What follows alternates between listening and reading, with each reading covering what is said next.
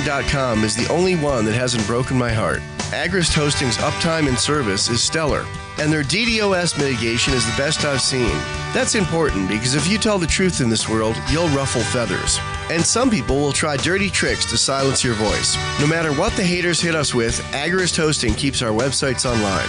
If you have a mission-critical commercial presence or a world-changing activism site, you cannot tolerate any skullduggery. So go with AgoristHosting.com. Have a WordPress or blog site, but you're not satisfied with performance or uptime? Or just want raw hosting? Want to pay with Bitcoin? Agorist Hosting specializes in high-performance hosting with personalized service. Go to AgoristHosting.com and click on the button that says Get Hosted. That's AgoristHosting.com. Are you a cryptocurrency advocate? The Crypto Tip is the ideal outreach tool to help new people discover cryptocurrency. It's a printable business card-sized tip that you can give to service providers, preferably in addition to a good cash tip. When the server scans the QR code, it'll bring up an explanation of cryptocurrency, how to install a wallet, and allow them to claim the tip. If they don't claim the crypto, you get your tip refunded to you after a time period you specify. Plus, if they do claim the tip, you get an email alert. Create as many tips as you want at cryptotip.org. That's cryptotip.org. So you've heard all 3 hours of the latest episode of Free Talk Live, and you're still hungry for liberty-oriented audio content? Did you know that we have another 24/7 audio stream at LRN.FM? The Liberty Radio Network airs the latest episodes of some of the best liberty-oriented podcasts on the internet around the clock. In addition to recorded content, you'll also hear live shows like Free Talk Live, originating from our Keene, New Hampshire studio. So listen anytime at LRN.FM. That's LRN.FM. We have some good news. The indictments against Ross Ulbricht in the District of Maryland were dismissed with prejudice, meaning they can never be refiled. This is especially good because those indictments contain the only charge ever made that Ross engaged in murder for hire. This was a serious allegation that Ross Ulbricht denies. It was never prosecuted or ruled on by a jury, but was trumpeted by the federal government and the media as if it were proven fact. The Maryland court held these indictments for almost 5 years, poisoning Ross's case and leaving him under a cloud of unproven allegations. As explained in Ross's appeal to the Supreme Court, the fact that the judge used these allegations to give Ross a draconian sentence of double life without parole violated his Sixth Amendment right to a jury trial. Judges are required to issue sentences based on convictions decided by a jury, not unproven allegations never even charged at trial. Although this is a positive development, the dropped indictment will not set Ross free. Now, a presidential pardon is Ross's only hope of freedom. Sign the petition at freeross.org. freeross.org. Some of our live shows are streamed in HD on Twitch. Please follow and share at twitch.lrn.fm. That's twitch.lrn.fm.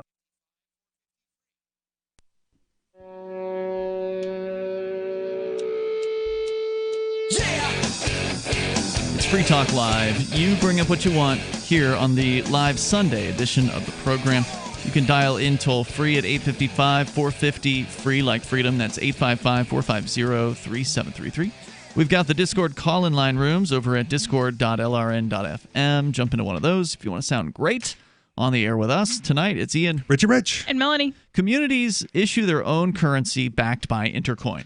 They can choose to inflate the circulating supply of their own money to spend on internal projects, or they can choose to tax certain transactions and remove money from circulation. These activities deterministically change the exchange rate of the community's local money to Intercoin without affecting the other communities or the rest of the Intercoin ecosystem. Each community can choose its own policies and openly program them into their coins. Each individual can choose what coins to get and how to spend them with upfront knowledge of what they're getting into. Intercoin is attempting to regain some of our freedoms that are threatened on the internet and in meat space, and we think that that's important here on Free Talk Live, so important that we accepted $40,000 worth of Intercoin tokens from Intercoin Incorporated for advertising. If you think freedom is important too, check out Intercoin at intercoin.org. You can invest in this project and potentially make big gains or just be involved and perhaps shape its future at intercoin.org. So we're talking about the California Barbershop that is run by a gentleman, Juan Desmares, who has been targeted by the government and the state for opening his doors when they said you're not allowed. And soon to be targeted by ICE with a name like that. Maybe. The cease and desist order says that a violation of the orders carries significant criminal penalties, subjecting you to citations and or arrest, unquote. The story from KCRA 3 at kcra.com. Under the California Government Code, each violation is a misdemeanor that carries a fine of up to $1,000 or 6 months in county jail. Under California Health and Safety Code, each day of violating the order carries a fine between $50 and $1,000 per day, or up to 90 days in county jail per day. I mean, as far as the fines go, that still might make your business profitable, depending on what your business is. But eventually Maybe. it becomes the jail time. That means they're willing to put people in jail for 90 days to 6 months for just serving customers. For every day that they're serving customers. Right. And if it were $50 a day, maybe you could cover that. But $1,000 a day, I mean, you know, barbershop, I don't know what kind of money Probably these people pull in. But either way, it's still, this is one of the other frustrating parts to me. If a business owner opens up and then goes and pays all these fines, he's making it worse. He's contributing to the problem. You shouldn't look at these fines as a cost of doing business. Like, oh, if I just pay the $50 a day, I can keep operating. Well, you pay for your business license, you pay your corporate tax. That's the problem, though. That's why we're where we're at today, is because all these business owners paid for the license. They jumped through the hoops. And the reason why they did that was because they were afraid of what would happen if they didn't. Or they've been propagandized to believe that they needed to have the license in order to look legitimate or whatever. I've never seen a single business owner that was like, yeah, licenses are awesome, and I'm glad I have to go pay for this $50 piece of paper. They're also not activists, right? They're there to make money. They're there to make a profit. Whatever it takes to make the most amount of money, if that's your goal. Sure. Right? And so you can understand why business owners have done what they've done, but the fact that they've done those things has led us to a point where they're all under the control of the state. Yeah. And this is it's terrible what's happened here. I don't begrudge them for doing it, just like I don't begrudge people for paying taxes. I don't either. Right. I mean, I can understand why somebody would want to minimize the damage that is being done to them, and that's what paying the gang does. It makes it so the gang leaves you alone. But unfortunately, now the gang not anymore. Right now, the gang is telling you, well, you're not gonna operate at all until we say so. Well, because they have the power to do so, right? Sure. If it was people a street, gave it to them, right? But if it was a street gang and they did that same thing, right? Either pay the protection money or we shut you down. And after you pay the protection money, we can still shut you down for your protection. But the difference is, if you went to war with the street gang, people would understand. Yeah. Like if the gangsters come in to try to shake you down and they, stick a gun in your face or whatever, you have the right to blast them away if you get the opportunity, right? Like if you shoot somebody who's threatening you, you are within your legal rights to do that. If it's, however, the Department of Regulation or whatever bureaucracy we're talking about that comes in there, then they're going to sick the entire police force upon you, and the public is going, the people are going to look at it, and they're going to look at you, and they're going to say, oh, this guy's a psychopath. That's the sad part. That's the breakdown, right? Because the same thing is happening. One situation is a private gang that is threatening you, and the other one is the public gang that's threatening you. And the public gang has the public support. Well, here's the other interesting twist to this story. According to sanfrancisco.cbslocal.com, Juan Desmares, the owner of the business, is a former California Highway Patrol officer. Oh, man. So no wonder. So, of course, he supports them with its licensing and regulations. I mean, every business owner gets licensed, but he's going up against these people. I mean, kudos to this guy. And so, maybe he thinks he's got friends on the inside. I don't know, but according to KCRA, he's under a cease and desist right now, so they're going to be fining him on a daily basis. The city, in their press release about this, said, "The city of Vacaville appreciates the difficult circumstances that small businesses are facing." Oh, really? You're not running a small business. But they are hurting for tax revenue. So how could they appreciate? Well, that's a good question. Is what are the property tax bills going to, how many people are going to pay their property tax bills on time? And then what's going to happen when they don't? Because there must be people who aren't going to be able to pay the property tax bill because there are renters who are refusing to pay rent. So how are you going to pay your property taxes if you are living, paycheck to paycheck, so to speak, as a landlord? Because not every landlord is some sort of fat cat. If you just live in your house and you got fired because you were legally mandated to get fired. And you can't afford to pay the property tax. It's not necessarily somebody who's just property tax has an extra house. The city of Vacaville appreciates the difficult circumstances small businesses are facing, said the mayor, and the mayor and city council and staff are working diligently through the proper channels in an attempt to ease some of the pressures on small businesses. No, they're not. Right. Yeah, what are they supposed to be doing exactly? They keep extending the deadline for opening up everywhere. Desmarais, so again, the business owner, talked to KCR3 on Tuesday about reopening his barbershop despite the stay-at-home order. He said, quote, "Be fearful in your own house. For me and my family, clients who are willing to come, we are not going to live in fear. This is about livelihoods. Each of us makes about $10,000 a month in our chair," unquote. So again, it's one of those things where the other people that work there sort of rent the chair or whatever. Yep. Primo's staff now all wear masks and gloves when seeing clients. They also are only taking customers by appointment, and there's no waiting area. Quote, "We're going to stay open regardless of citations, regardless of cease and desist orders," unquote. That's what Desmarais said as of Friday about this situation. He said all of his barbers have young families, and they need to work to support their families. Quote, "We're not here to harm anyone," he said. "We're here to make people feel good about themselves," unquote. So that's about $400, $500 a day, roughly. The $10,000 a month? $10,000 a month. If the fine is, that much or more, I and you can almost divvy feel it amongst like the chairs. he doesn't know how to look at his finances, because $10,000 a month in profits, that sounds more like gross revenue to me, though. Either way. I mean, I don't know. I haven't seen his books, but that like $10K a month seems kind of steep just for profit. But he said per chair, right? So each barber is bringing in that much. But if that, I did the math quickly in my head, $400, $500, per day per chair. If they're fining you $500 a day to stay open, right? That's the citation, or $1,000 a day.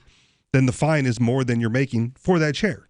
But if you have, 6 chairs open and all your barbers are doing it, do they fine all the barbers the same? Or is it the fine it's $500? It's $500 a day if it was a 20-day month, right? Like if you're just doing weekdays, 5 days. That's $500 a day. That's $50 a person if you're doing 10 people a day, right? Sure, that's not unbelievable as far as now. Is that their net or is that their gross? That is a good question. It's Other maybe a operating high expenses. End. Yeah, I mean it is. Because you got rent, you got light bill, you got shampoo, No, I got you.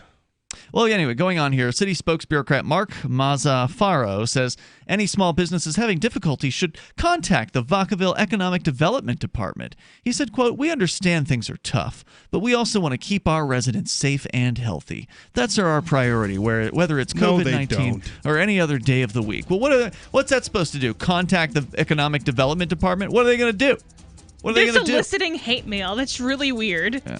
855. Contact them then. 450 free. That's 855. Contact some people. 3733. That's not going to get somebody's haircut. Okay, people want to have their hair cut, and if they're willing to go ahead and take whatever risks are involved to go to the barbershop to do it, they should be free to do that. Kudos to this guy. Would you like to get back that full head of hair from years past? Now there is Reveal. Beverly Hills celebrity dermatologist Dr. Nathan Newman took nearly a decade to develop Reveal from natural botanicals to return to a full body head of hair. Reveal for men and women with a 30-day money-back guarantee at gcnlife.com or toll free 844-443-6637. 844-443-6637. Reveal at gcnlife.com.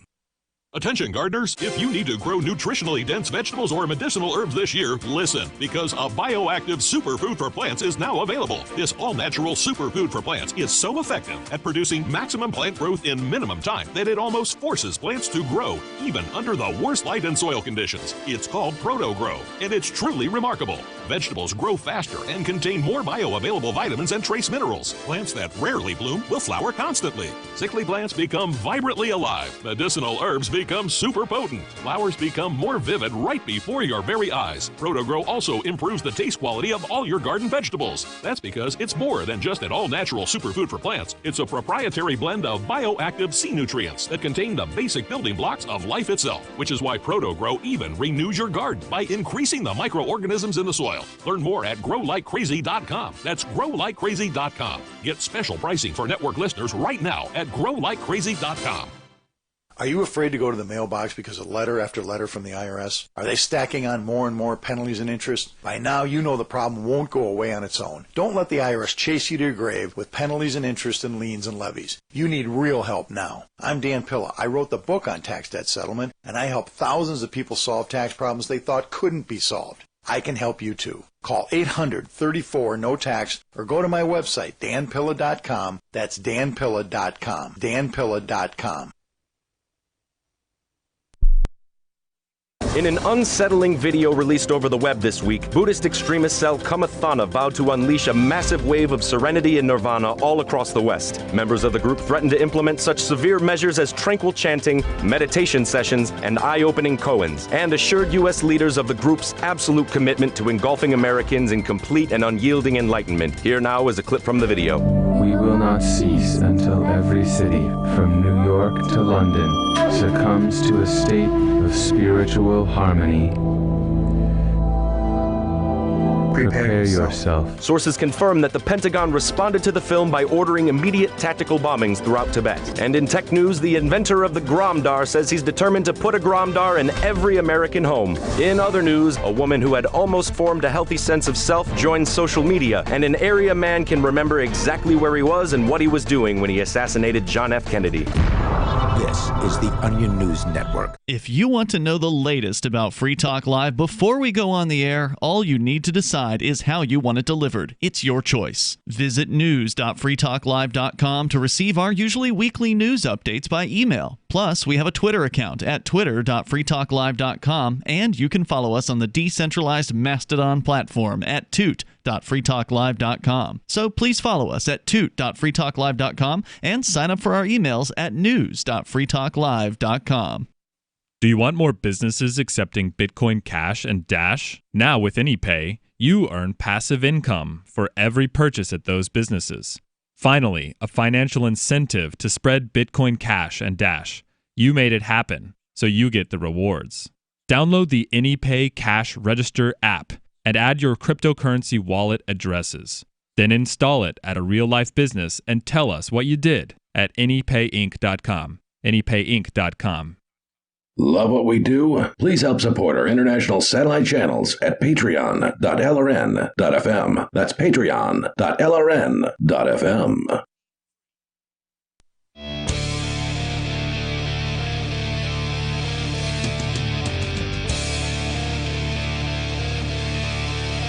It's Free Talk Live. You bring up what you want here. The toll-free number is 855-450-FREE like freedom. That's 855-450-3733. We have the Discord call-in line rooms over at discord.lrn.fm. With you tonight, it's Ian, Richie Rich, and Melanie. And want to say thanks to Richard Freeman, who is a Free Talk Live Silver Amplifier. That means that Richard contributes $5 a month to the AMP program. AMP stands for Advertise, Market, and Promote, as a way for you to help us get on more radio stations around the United States, bringing new internet listeners and new radio listeners on board, exposing new people to the ideas of freedom because, well, it's needed now more so than it's ever been. So if you appreciate the work that we do here and you want to see us on more radio stations, we're getting close to 200. We had more than 200 at one time, but some stations have flipped formats in recent months, and or some have gone off the air entirely. Sadly, I was talking with somebody at a station that I'm prospecting, right? Like, because Nice. I call radio stations during the week, and I won't say which station it was, but it was out west.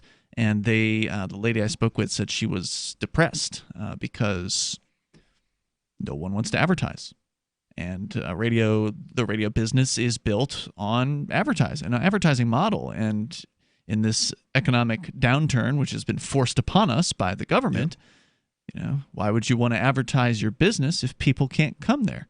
Yeah, that's one of those like trickle down effects, the unseen effects of government policy that may not be at the forefront, right? It may take a while for someone to go like, oh yeah, that makes sense. Why would anyone buy ads for a business that you can't go to? Same thing's true in newspapers. They're having a tougher time than ever, and they were already having a tough time. Newspapers were going to die, and we're dying anyway. But this is accelerating that. Yeah, just because you're a, quote, essential doesn't mean your clients are. That's right. Let's go on here. We talked to Scott in Florida. You're on Free Talk Live. Hello, Scott.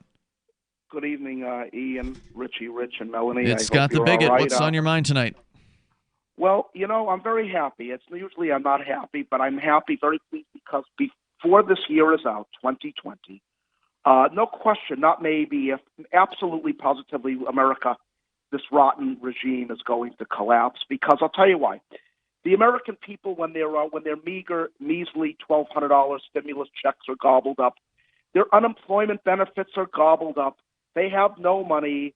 They don't have any hope, no dignity. They take away their homes and they can't pay their car payments. Yeah, there'll just be a stimulus round too.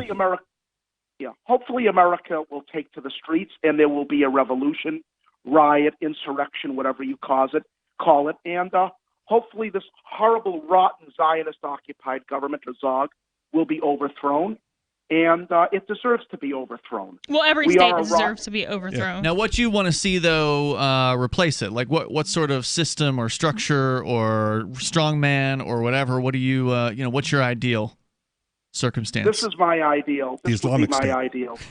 To have a Nazi Klan government. That's what I would want. A Nazi Klan government. Before you say this, let me explain. What's a Nazi Klan versus just plain old Nazis? I would invite both parties to come, both groups to come in. Groups? And run America. Both groups? Because now, the before Nazis you and say, the Jews. I want to exterminate people. No, I don't. No, not at all. Not at all. What I want. Not even the Zionist-occupied government people? We have a Zionist-occupied government. Why not exterminate them? You didn't answer his question. He asked you about, do you want to exterminate those people? No. Okay. You just want them out of power. Okay. That's fair. No, what are the two groups that you're referring to, though? You talked about a Nazi The Nazis Klan. and the clans, I think, are two different groups. You mean like the Klan with a K? I was thinking Nazi Klan with a C, as though it were part of. Where Nazi was modifying the word Klan. I think the Nazis are on the right side of the bell curve, and the Klan is on the left side of the bell curve. No, they're both the same. One wears brown shirts, another wears a sheet. But that before you say, just wear a brown sheet. No, not at all. Not at all. Not at all. I hate the Democrats. I hate the Republicans. They're all bought and paid for by international Jewish finance. I want a government that's going to represent white people, white Christian America, that has been disenfranchised, literally disenfranchised. Even their dignity has been taken away from them. What do you say to the current minorities that already think that this government represents white America?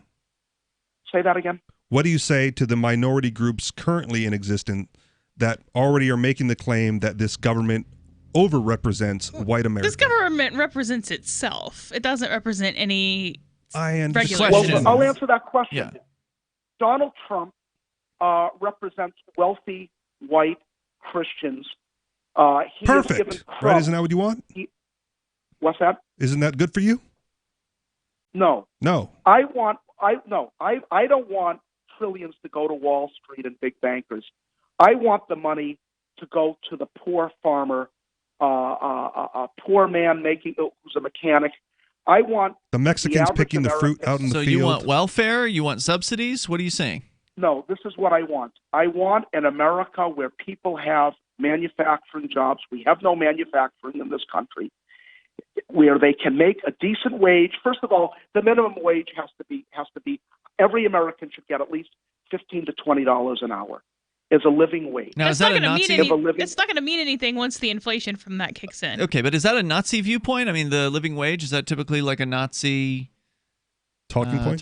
Plank of viewpoint? The Nazi National Socialist Party? Maybe not. But when I say Nazi Klan, maybe I'm rephrasing that. Let me explain. I want not so much to persecute non-white people as to give dignity to white people that have been so knocked down and their hope has been taken away. I'm referring to things like... So do you want to have like an ethnic cleansing once the pro-white people take over? No, not at all. Why don't those white people just pull them up by their bootstraps? Get back to work. I want where a lot of white people are beaten down. A lot of them they refer to as white trash. Okay, well, what about the other people that are beaten down? Why don't you care about them? Like, why are white people so important to you compared to other human beings? I mean, a lot of black people and also whites as well are on ICD cards, welfare. So you want to get white people off of welfare, but you don't want to get black people off of welfare? I want to get everyone off of welfare. Oh, okay. I want an America, but I want an America where black people are not persecuted, not beaten up, where white people sounding a lot less bigoted. Get top preference. Oh, he's bigoted. He's just he's covering whatever. So what do you want to see happen exactly? Let's be clear here, Scott. So it sounds this is what I want to see. Yeah. I want to see all of the bankers on Wall Street, many of them who are primarily of Jewish international bankers. I want to see them tried for treason. I'm serious about that. I want to see them held before a court. Okay, but and what I about want to have them executed. Let's talk You about. just said they didn't want him exterminated. I would try them for fraud, but I'm not going to be picky there. It's not an extermination if they get a trial first. See, then it's totally fair. It's an execution, not an extermination. All right. I mean, okay, but that is based on behavior, not ethnicity. So I'm assuming that you're wrong. A lot of the bankers are indeed Jews. No, but you don't. But you don't want to try and execute Jewish people who are not bankers, correct? No, I want. What should happen to those Jewish people? You mean the bankers? No, the ones that are the normal people that, most Jews. Who's just a mechanic or a farmer? Yeah. Charging usury? When I mean Jews, maybe I'm vague. I'm talking about international Jews. The Jews such as Steven Spielberg. Okay, but what should happen to the blacks in your Nazi country? What should happen to blacks and Jews and Hispanics and Asians and everybody who doesn't meet your little perfect mix of whatever you think is ideal as far as race is concerned? That's a very tough question. How is that a tough question? It would seem to be the biggest question you're going to get. You have an ideal system that you want. How is that? It seems like the most obvious question you're going to get when you talk about a Nazi society. It's like, well, what happens to everybody else? I would like to see them, if I could. I would like to see many of them deported out of the United States, but that's not going to happen. So let's be realistic. Putting them in a detention center is not going to really happen. You asked me what I would like to see. That's what I would like to see. What's going to happen is not. You have to look at reality, and that's not going to happen. Have you guys tried to take over just one state and make that the Nazi Klan ethno-state instead of an entire country? Like take Delaware or Rhode Island and just work on that. It's small enough. That's never going to happen because it's too liberal, Rhode Island or Massachusetts. Okay, Louisiana, Mississippi, Alabama. I mean, come on. Too many black folk. That would be, especially Mississippi. That would be fertile ground where the whites are backward. They're very bad. I hate to say it, but they are. They're white trash. They're poor people, but they're white trash. That's your target audience. That's who you're trying to bring up. I guess that's true. That's right. All right, Scott, you got your work cut out for you. He doesn't really sound like he's got it all figured out. Let us know when you move to Mississippi. Yeah. Hey, well, he's in Florida. So that's close. He's That's close. what I'm saying. 855-450-FREE, like freedom. That's 855-450-3733. You can take control of the airwaves here and bring up whatever ridiculousness that you want. You can do that on Free Talk Live. More on the way. Coming up, we'll talk about other stuff. I don't have it in front of me. It's Free Talk Live. Remember when you first heard about Bitcoin? How long did it take you to realize this little project would soon change the world? Do you kind of wish you had gotten involved sooner?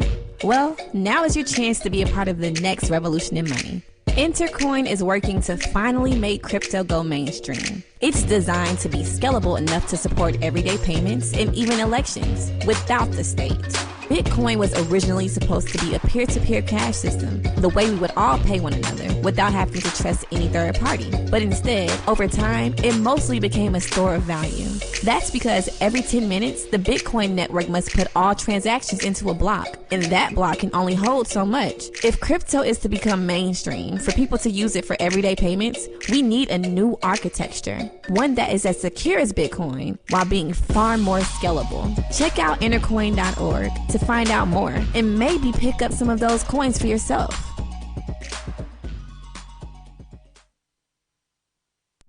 Are you tired of your taxes funding endless occupations around the world? Antiwar.com is run by people who understand that wars abroad become wars at home, wars on our freedoms. Antiwar.com is dedicated to bringing you the latest in news, views, interviews, and reviews from the top movers and shakers in the anti-occupation movement. Antiwar.com has it all, from thorough foreign policy analysis to interviews with whistleblowers who used to run the military-industrial complex. Anti-war, pro-free market. That's antiwar.com. LRN.FM now has a Discord. Discord is a free text and voice chat platform, and we now have our own server with a bunch of channels at discord.lrn.fm. You can join other listeners as they chat about various things during our live shows, or anytime, day or night. Discord software is available cross-platform, so you can have it on whatever device you want and take your chats anywhere. Join our Discord at discord.lrn.fm. That's discord.lrn.fm. You're listening to the live edition of Free Talk Live. Hour number 2 is next after the news here on the Liberty Radio Network at LRN.FM. This is the Liberty Beat, your daily source for Liberty news and activist updates.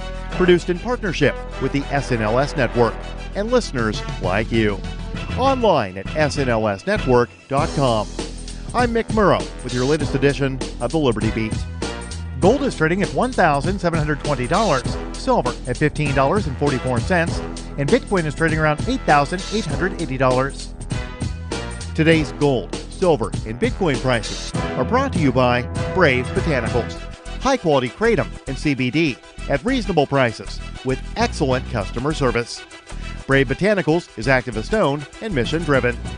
The Liberty Beat and Brave Botanicals believe so strongly in the power of kratom, we're giving it away for free.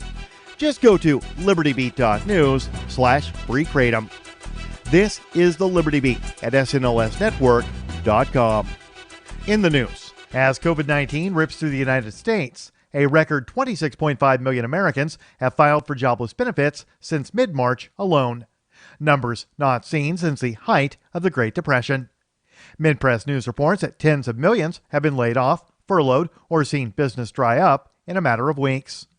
The unemployment figures are actually a significant underestimate of the problem, according to a new study by the nonpartisan D.C. think tank, the Economic Policy Institute. Their survey of over 24,000 Americans found that for every 10 people who successfully filed for unemployment benefits in the last 4 weeks, 3 to 4 additional people attempted to apply, but were unable to navigate the system to make a claim. 2 additional people did not even try because of the complicated application process. Adding the numbers to the millions of underemployed Americans makes the likely total of unemployed top 40 million people. All of that from a 40-year low in February. Ever wonder where we find all the news to report right here on the Liberty Beat? Visit snls.news to get the world's most censored media published all in one place. Save yourself from the endless time spent searching for reliable alternative media. SNLS News makes it quick and easy. No ads, no clickbait, just raw headlines, 24 hours a day. Visit snls.news and get informed today without the corporate media spin. Your news now continues. The New York State Education Department has blocked schools from using a state funding mechanism to purchase facial recognition systems. According to the New York Civil Liberties Union, the Lockport City School District purchased a facial recognition system using state funds allocated through the Smart Schools Bond Act. The program set aside $2 billion to improve learning and opportunity for students throughout New York. Activist Post reports in an unannounced move, the Education Department changed SSBA application requirements, specifically barring funds for the purchase of facial recognition technology. The New York Education Department website now stipulates, quote, "The review board is not currently approving plans that include facial recognition technology or other similar self-learning analytic software," end quote. In an email, Deputy Director, Education Policy Center, New York Civil Liberties Union, Stephanie Coyle, called the change huge. Breaking Defense, a digital magazine that covers military issues, reports that Israel may ask for its U.S. aid early, possibly in a lump sum that could be as high as $7.6 billion. Mid-press news reports that would work out to almost $21 million per day from American taxpayers, even though the U.S. is approaching a $4 trillion deficit, the largest in the world, and Israel typically has a lower unemployment rate than the United States. The report is by Breaking Defense Israel correspondent Ari Agozi, an Israeli citizen who served in the Israeli military and is close to the Israeli security establishment. Agozi's article states that because of the coronavirus pandemic, quote, Israel's Ministry of Defense and High Command have hammered out an emergency plan for an appeal to Washington, end quote. U.S. aid to Israel is normally dispersed in October, in a lump sum that is deposited to an interest-bearing Israeli account in the New York Federal Reserve Bank. Support for the Liberty Beat is brought to you by the Homestead Guru. The Homestead Guru is an educational website offering tips, tools, news, stories, and commentary on everything homesteading. Topics include green homes, gardening, animal husbandry, do-it-yourself, home remedies, alternative energy, survivalism, unschooling, and more. Those details are found online at thehomestead.guru. This is the Liberty Beat powered by the SNLS Network at snlsnetwork.com. I'm Mick Murrow, reporting for the Liberty Beat, reminding you, spread liberty with a smile. Shoppers at a Hannaford supermarket could only speculate that the middle-aged woman angrily demanding a price check on a pack of rice pudding was once a carefree youth. I don't care what it says on your screen. You know, this is why people go to the store across the street, because of the way they're treated here. You know, nobody likes it here. Those watching the woman angrily asking for a manager over a $1.20 price difference imagined that the woman was once a fresh-faced college graduate, too spirited and fun-loving to throw a bitter tantrum in front of a room of complete strangers. She was probably once just some freewheeling college kid, you know? Her biggest concern was which one of her friends she was going to hang out with at night and whether they were going to meet at the movies or a bonfire on the beach. Now look at her. You know, I'll bet if you'd have told her 10 or 15 years ago that one day she'd be ripping into a grocery store clerk with a room full of strangers staring at her, she'd have been horrified. It's sad. In other news, a few years in the military would have really straightened out a troubled teen killed in Afghanistan, and a man on the verge of self-realization instead turns to God. This is the Onion News Network.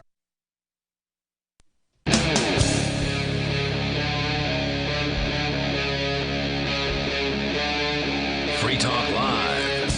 It's Free Talk Live. You dial in toll free to bring up whatever you want. Our number is 855-450 free like freedom. That's 855-450-3733. We have the Discord call-in line rooms, and you may join those over at discord.lrn.fm. Hop into any one of those rooms. You'll sound almost like you're sitting here in the studio with us tonight. It's Ian. Richie Rich. And Melanie. Coming up here, Richie, you've got a story about a woman trying to sell her house during this whole COVID crackdown nonsense, and things have gotten a little complicated for her. We're going to get into that story coming up here in a moment, but there were first just a few quotes that I thought were worth sharing from this owner of a barbershop in Vacaville, California, because so far he and a woman in Dallas that runs a salon called Salon a la Mode in North Dallas. She's the one that had the armed security guards. She opened up her business, also received threats, received a $1,000 fine, and is refusing to obey, in this case, a judge's order.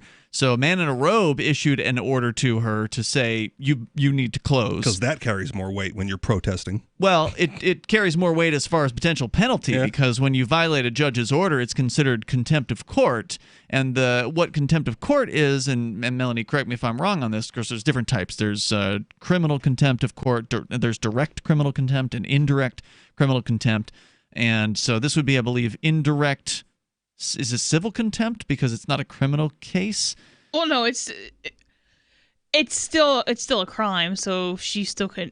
Well, he still can go to jail. Right. No, I'm not saying he wouldn't go to jail, but like there's different names for different contempts, right? So like there's criminal contempt. Is there a civil contempt? I don't know about that. I don't think so, but there might be in California. I don't know. Well, anyway, this is Texas is what I was talking about in this case, but the guy in Texas, or the lady in Texas that's running the salon there, has been told she must stop, and she has said she will be willing to face arrest, so she's going to continue doing her thing. Now, actually, I should probably check and see if there has been any updates in that case, because it's been a few days since we've talked about her.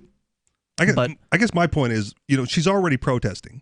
Yeah. Right. So whether the diktat comes down from the governor or from the cop or from the judge, right? Like, who cares? If you're all in on protesting, yeah, no doubt, just do it until they show up with the guns. Yeah. Well, no. So people have like, okay, I'll do X up until it costs Y amount, and that's not just for legal expenses, not expenses in dollars. That's not just for legal. Well, then the government should just make it all punitive. Then, $10 million fine if you reopen. Right? Who's going to reopen then? Yeah, that's the thing. Is like if they're gonna destroy your business, though, you might as well reopen, right? What good's the fine going to do if there's no business to keep operating to pay the fine? Yeah, or if it's too exorbitant and you have no intention of paying it anyway, they're not going to, blood from a stone, man. They can't get any money out of it. They can put you in prison, though, is what they can do. And, of course, they're not really having any jury trials right now in most places, so I don't know how quickly you're going to get a speedy trial for any of this stuff. But you're already risking that by protesting, right? That prison time is already on the table whenever you decide to go up against the state in an act of protest. Well, right, but that's like saying, well, driving is dangerous and you always risk death, therefore let you drive blindfolded on be down the wrong lane of the highway. Like, those are different levels of risk, and it's valid to say, okay, I'm willing to take this much risk, but not that much risk. Some business owners are willing to go X distance, others might be willing to go Well, that's what I'm further. saying. But if you're the government, the response to that is just make the first level so punitive. As maximum as possible. As maximum as possible. You'll lose support that way, because if people are like, oh, well, it's, $50 a day, and they can't do math, and so they're like, oh, well, that sounds reasonable to me. But if the government's like, oh, it's $10 million a day, people will be like, oh, that sounds crazy. It does sound crazy, but it's for the public health, right? We cannot allow these businesses to open for your safety, for the safety of old people, for the safety of children. It must be punitive. Otherwise, they will resist. I don't think you they get will public protest. support that way. All right. I mean, even $50 or $100 a day adds up, and it adds up It fast. does, but people are stupid, so They they'll don't accept think about that. it like that. Yeah, I see what you're saying. So, just wanted to share a little bit more from this guy. This is actually the CBS story about a former California Highway Patrol officer, which is kind of the interesting little twist here. Juan Desmares is the single father who is the man that owns the barbershop, Primo's Barbershop in Vacaville, and the dude's a hero for opening this up and continuing to take a risk and saying he's going to keep operating even though he's been issued a cease and desist letter when he opened his doors on Friday. He says, quote, "It's been amazing. We're fully booked. A lot of people have been wanting haircuts." According to the story here, he's either a hero or a villain, according to social media posts. Then they quote someone, Joe Carr, from her Twitter account, where she says, "This Juan Desmares guy who's defying California orders to keep his barbershop open thinks he's some kind of hero. His eugenics-based argument..." What? is disgusting and all too common. Incredible. They're killing off poor people. Incredible. I'm just imagining like a knockoff comic, like supervillain. Like, this is Mr. Barber. He has the super evil power of haircuts. Incredible, she says. How many people could care less about the health and well-being of people more vulnerable than them? I've worked the mean streets of Oakland and Richmond, says Desmares, because again, former cop. Yep. He says, "I've dealt with a lot scarier guys than keyboard warriors." He says, "I'm very aware the virus is a scary thing. It's been 45 days. It's a power grab. It's based on fear," he said. A recent poll from Berkeley IGS surveying more than 8,000 Bay Area residents shows 69% are concerned about the health effects of ending shelter-in-place too soon, while 30% were more concerned about the economic effects if shelter-in-place ends too late. So it sounds kind of similar to New Hampshire. Yep. Quote, "I know that I'm looking forward to..." This is Gavin Newsom, the governor there in California. He says, quote, "Know that I'm looking forward to answering your call and addressing your anxiety. It's not lost on me."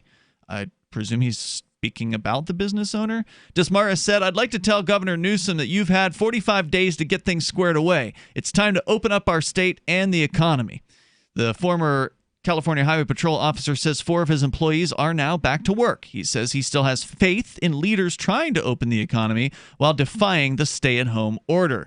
He says, quote, "Everyone is essential in this country and deserves a platform to live and pursue happiness. It's in the Constitution," he said. See, hit or miss, man. Part of that sounds good, but the faith in the leaders to reopen the economy? Well, that's the thing. They don't actually quote him when they say that they... Oh, okay. So they say he has faith in leaders trying to reopen the economy, and of course it's...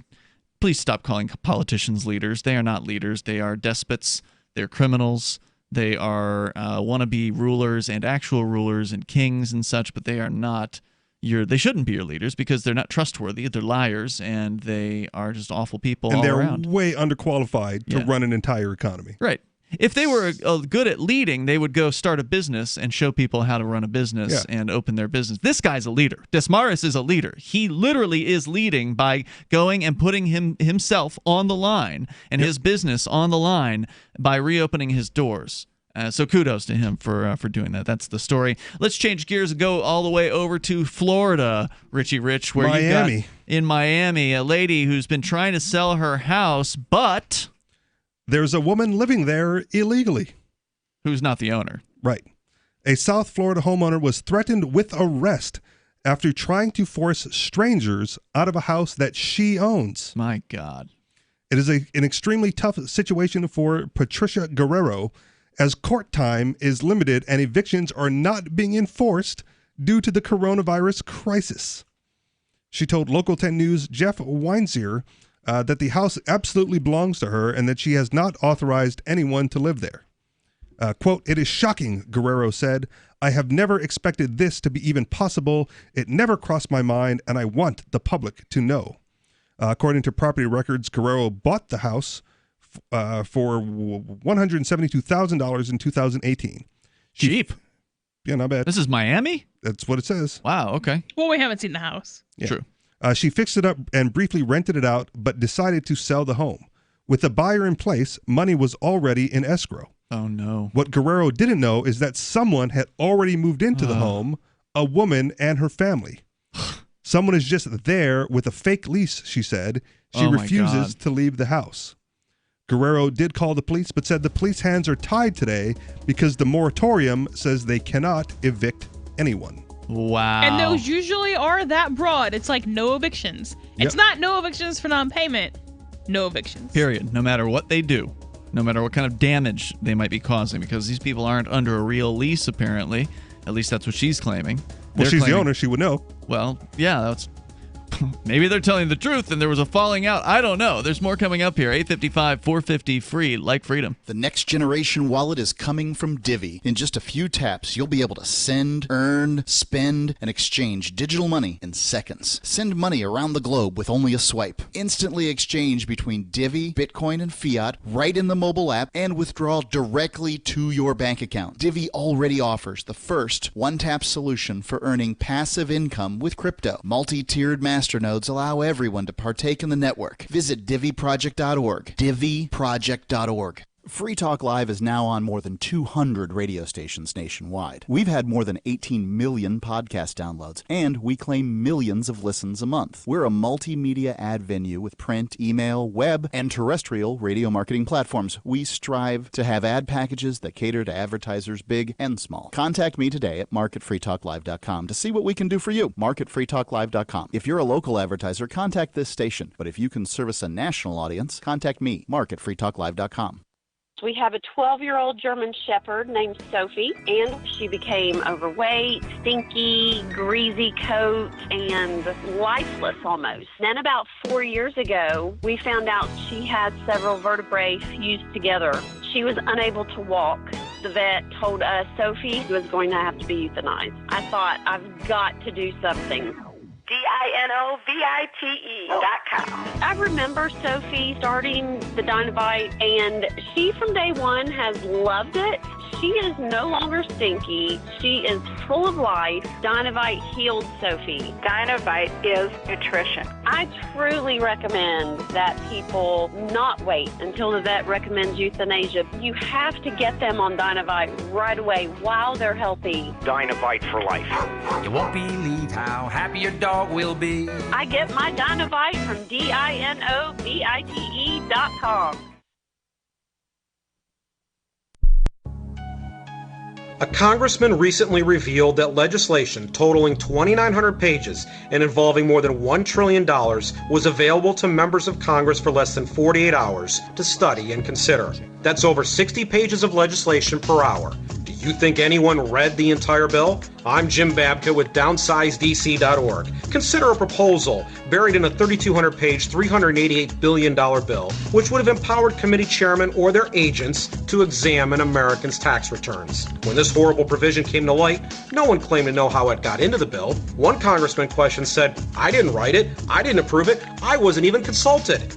If your attorney represented you this way, he might be disbarred. But this is how Congress represents you every day. That's why DownsizeDC.org has created the Read the Bills Act. You can force Congress to read their bills before they pass them at DownsizeDC.org. The LRN.FM social media channels have been revamped. We've eliminated Facebook and focused on other platforms like Twitter and Mastodon, the decentralized alternative to Twitter. On our accounts, you'll find posts from multiple LRN.FM show hosts together in one place. Follow us on Twitter at twitter.lrn.fm, or better yet, move to the decentralized Mastodon social media platform at toot.lrn.fm, TOOT.lrn.fm. I think you'll like it. Bitcoin.com has launched a trading platform at local.bitcoin.com, allowing you to buy or sell Bitcoin Cash via dozens of payment methods like PayPal, Venmo, bank deposit, remittances, or meeting in person with cash. There are no ID requirements to sign up for and use the site, and all communications between buyers and sellers are encrypted. Finally, a global trading platform that respects your privacy. Visit local.bitcoin.com to get started trading Bitcoin Cash. local.bitcoin.com. Now you can follow LRN.FM on the decentralized Mastodon social media platform at toot.lrn.fm, toot.lrn.fm.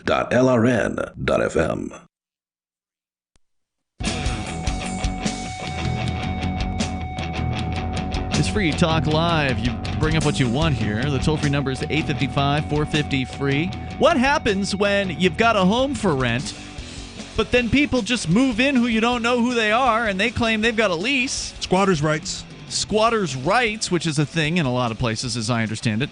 There's certainly all this stuff called renters' rights as well, which gives people who are renting a lot of legal power over landlords. And what happens when people who you don't know, who you didn't have an agreement with, move into your home and just decide to stay there? On its own, this would be a difficult situation to deal with, and you're telling us about it here, Richie. We're going to continue with that situation. Our number is 855-450-FREE. Maybe you are a landlord, property owner, and you've had to deal with this, or a property manager, and you want to weigh in on this. Feel free to dial in toll-free at 855-450-FREE. That's 855-450-3733. Something else that I just want to make sure you know about, and that's AnyPay. It's an amazing system that allows you to accept cryptocurrencies like Bitcoin Cash and Dash at your point of sale. And now, if you want to help other businesses come on board with AnyPay, you can actually earn passive income through their AnyPay Ambassador program for every purchase made in Bitcoin Cash or Dash at those businesses. So you finally get a financial incentive to spread Bitcoin Cash and Dash. And right now, it's actually kind of a better time to reach business owners, at least of those businesses that are open. It's much more likely that, like at a restaurant or something like that, if you go in, you're much more likely to encounter a manager, or rather an owner of that place, because the owner's in there trying to keep as many of his employees from coming in. So he's doing all the work, right? Because he wants to keep his restaurant open. So it might restaurant actually open, cost down. Yeah, it might be a good time to talk to somebody. But then again, if they're super busy, anyway. Or the potential reopening. Yeah, you got to figure that out. But if you can get them set up with the AnyPay Cash Register app, add the wallet addresses to the back end, get it installed at a real-life business, and tell them you did it over at anypayinc.com, anypayinc.com. But you should download the AnyPay Cash Register app just to see what it's like, to get some experience using it. It's a great app, and it makes accepting cryptocurrency easy. And you don't have to have a point of sale. You could be a service provider, somebody who goes to another person's house, right? Like you're a plumber or something like that, and you want to have your customers pay you with crypto. You just have the AnyPay Cash Register app on your cell phone, and then it makes it super easy. anypayinc.com. So, Richie, this lady in Miami, she got a house, she fixed it up, and put it on the market. She was going to rent it, but then she changed her mind.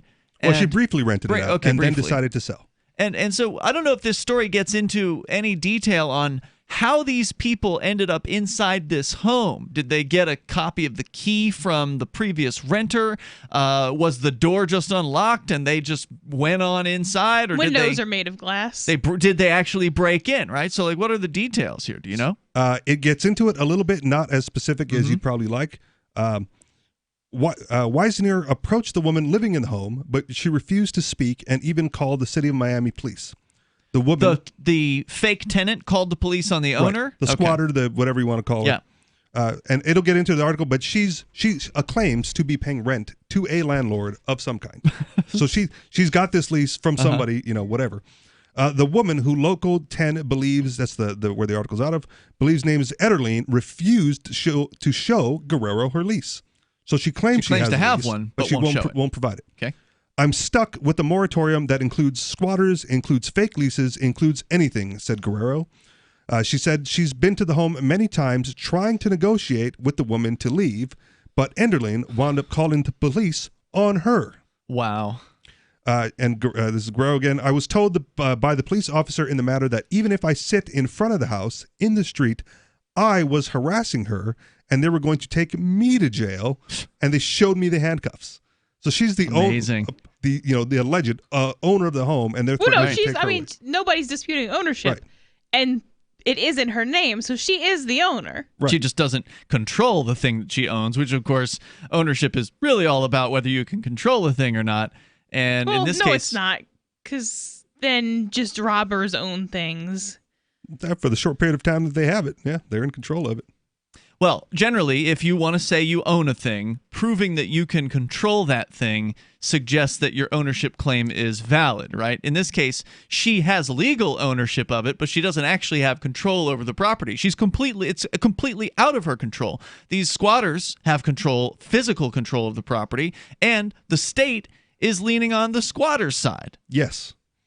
This is Guerrero again. All the while, she's getting the property tax bills. The owner is paying the bills. That goes with, because she's still paying whatever. I don't know if she paid cash, but she's still paying whatever she has to pay. Yeah. Her hope now is that the Miami Police Department's Economic Crimes Unit will investigate. The officers who responded and threatened to arrest Guerrero said that it was a civil matter, so not a criminal act at all. No, you want to get this lady out of the house, you've got to now go spend thousands of dollars on an attorney and file a civil case against this person who's in the home, which could cost God knows how much money. I mean, it's almost just cheaper to sit there and wait till they leave. Meanwhile, the home in escrow, right, just sitting on right, because she put it on the market. Right, and the money was in escrow, ready to go, but she got to get this lady out first. Miami-Dade renters have a few protections at the county, state, and federal levels. For starters, the Miami-Dade Police Department has said officers will not enforce eviction orders while the county is under a state of emergency. Right. In addition, the Florida Supreme Court has advised the state's clerk of court to stop issuing writs of possession, which is the final document in an eviction the police can use to remove a tenant until April 17th. So this is, I guess, what's the date on this? A little old, but that's okay. Yeah, it was news to me. Unfortunately for Guerrero, that leaves her with very few options. I have to wait until they open the court. Here you go. I have to wait until they open the courts on May 29th. Wow. She's got another month to go. Said, I'm suing her. If they even open them then. Right. I'm suing her. She has a fake lease with my name. Someone who claims to have my name gave her the lease. Guerrero said that she lost the sale of the home due to the situation, so that fell through. And she's out $10,000 as well. It doesn't say why. The money of the new owner was in the bank to be transferred to me Friday, but we couldn't do it because the fake tenant, refused to leave, Guerrero said. New owner doesn't want to buy a house with a squatter in it. Right. But she's allegedly paying money to someone. Ederling claims to be paying rent to a landlord, but again, refused to share any additional information. Right, who's the fake landlord here? If what she's saying is true. Yeah, if that was true, you'd be like, no, you're not this person. Screw you. Here's my landlord, and here's my lease. Here's the landlord. Like, no. Well, but if it was true and she is paying rent to some fake landlord, then, that's a pretty sweet gig, right? Like you get to be the landlord. That has happened before. Yeah. You get to be a landlord to a bunch of people without having any of the responsibilities of actually having to take care of the property. You're just collecting cash or whatever every single month and, running to the bank. And maybe you do. Maybe they call you up and be like, this, thing is broken. And you're like, all right, let's just go fix it because they're going to keep paying your rent. But so when we moved to New Hampshire, scams like that was definitely on the table. Really? Right? Because we were moving. I've responded to ads that got that way really quick, and then I just quit responding. Right. So, but moving sight unseen from Hawaii to New Hampshire, all of our goods did not want to run into that issue at all by some scammy Craigslist ad as, here's your key to your new house. Right, so we went with property management company. Right. Yeah, but scams like this do happen. I had people. I can't come show you the house, but feel free to drive by and look in the windows, and I'll mail you the key. Like, right? Nah, dude. Sounds sketchy. But moving from Hawaii, mailing the key would have been on the table, right? Yeah, no way. You're not gonna mail me the key because I need to see you. Right, I'm gonna be in the house with you. We're going to sign the lease in person. You're going to give me the key. And it's because if somebody comes up with a shotgun talking about what the hell you're doing to my house, I'm going to be like, but if they don't do that, where do I go from there? Because I already moved. 855-450 free is our number. It's Free Talk Live. Gold has definitely been on the move recently, and there is no more secure investment historically. McIlvaney ICA has been helping people take delivery of precious metals and find storage options for decades. They've helped thousands of investors with their precious metal IRAs. Call ICA today for your free portfolio review at 800-525-9556 or download their free report online at ICAGoldSilver.com to learn how you can double your gold and silver ounces even within an IRA. 800-525-9556. ICAGoldSilver.com. Bitcoin.com has launched a trading platform at local.bitcoin.com, allowing you to buy or sell Bitcoin Cash via dozens of payment methods like PayPal, Venmo, bank deposit, remittances, or meeting in person with cash. There are no ID requirements to sign up for and use the site, and all communications between buyers and sellers are encrypted. Finally, a global trading platform that respects your privacy. Visit local.bitcoin.com to get started trading Bitcoin Cash. local.bitcoin.com. Why did you move to the Shire? I moved here to the Shire because there's other people around who take liberty just as seriously as I do. I moved to the Shire because I saw videos of people challenging authority and thought that I could get support myself. It called to me, like, do this, right now. I wanted to be around people like me who got it, and once I got here, I knew there was nowhere else that I wanted to be. I've always wanted to change the world, so I moved to the Shire to join people who were actually working towards doing the same thing. The people here are awesome, loving, and positive. It was for the adventure and for the feeling of something important is happening here, and I just wanted to come to sort of be part of that. Visit ShireSociety.com to read and sign the Shire Society Declaration and learn the reasons why, if you love liberty, you should immigrate to the Shire. Plus, connect with others via the forum at ShireSociety.com. That's ShireSociety.com. I'm a little obsessed with My Magic Mud. Several years ago, I met Jessica Armand, the founder and CEO of My Magic Mud, and I didn't even know my teeth were coffee stained. A week's worth of use convinced me, and now I use it every 3 or 4 days. It's clinically proven to whiten teeth, and I think it cleans better, too. My Magic Mud's available at most local health food stores, Sprouts, Natural Grocers, CVS, Walmart's Natural Beauty Aisle, but I can get it for you for 20% off with coupon code FTL20 at mymagicmud.com. FTL20 mymagicmud.com. There are lots of ways to listen to Free Talk Live. Our podcast has been around since podcasts began, and now the FTL feed is loaded with content besides our full show archives. Did you know that we make it easy for you to customize your podcast subscriptions? We have different feeds, one that includes only our full shows, one with just the Daily Digest, and our main feed that includes everything. You decide what you listen to. It's quick and easy to customize your feeds at feeds.freetalklive.com. That's feeds.freetalklive.com.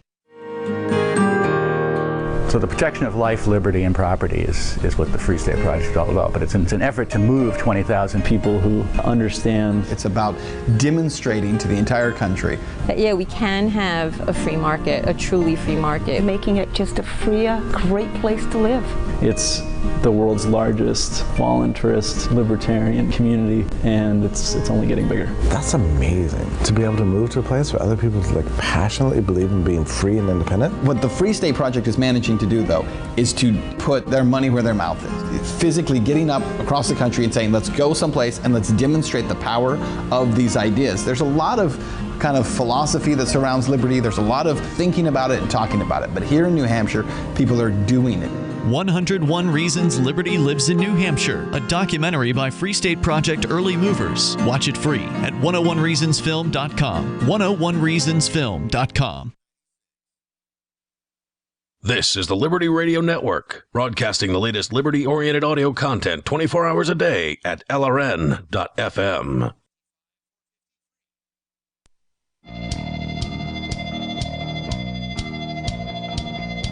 It's Free Talk Live Sunday episode here. You can join us. The toll-free number is 855-450-FREE like freedom. It's 855-450-3733. We have the Discord call-in line rooms. They're over at discord.lrn.fm. Jump into any of those. You'll sound almost like you're sitting here with us tonight. It's Ian. Rich. And Melanie. And Bitcoin.com is a longtime sponsor here on Free Talk Live. You want to get started learning about Bitcoin, Bitcoin Cash, cryptocurrency, it's a good place to go and get the basics over at Bitcoin.com.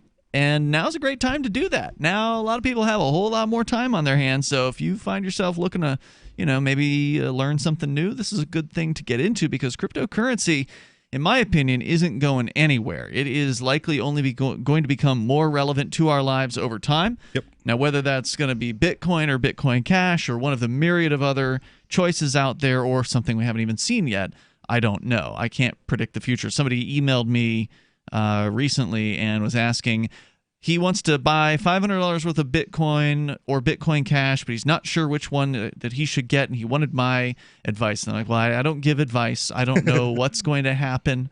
I have no idea what the future holds for these things.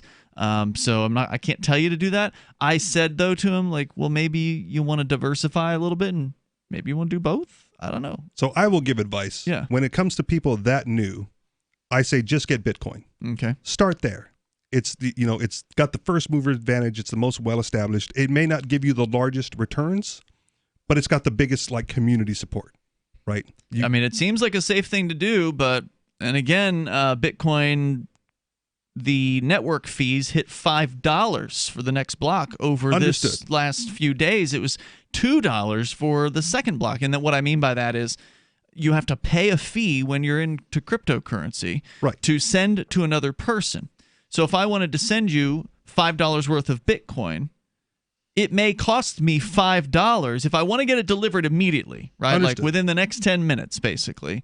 It's going to cost me the same amount of money, double, the price, basically, to send you that $5. Or I could send a lower fee and then hope that it comes through within the next 24 hours or something like that. Understood. Which is not impressive. It's not good. It's not something that I don't think has a big future if it keeps up with the crazy fees like that as far as digital currency is concerned. Understood. But just getting in, it's the most well-established brand, and it's no a doubt. good place to I hope you don't move it around, though. Like, get it and hold it, okay. But if you move it, you're going to be dropping $2 here, $2 there, $2 here, $5 there. Spend $500, lose that $500 on the learning curve of getting comfortable with the technology itself and how things do work. You don't need to waste $500 for that. Well, you don't have to waste it. But that's the thing, Richie. You can get comfortable with the technology using anything besides Bitcoin.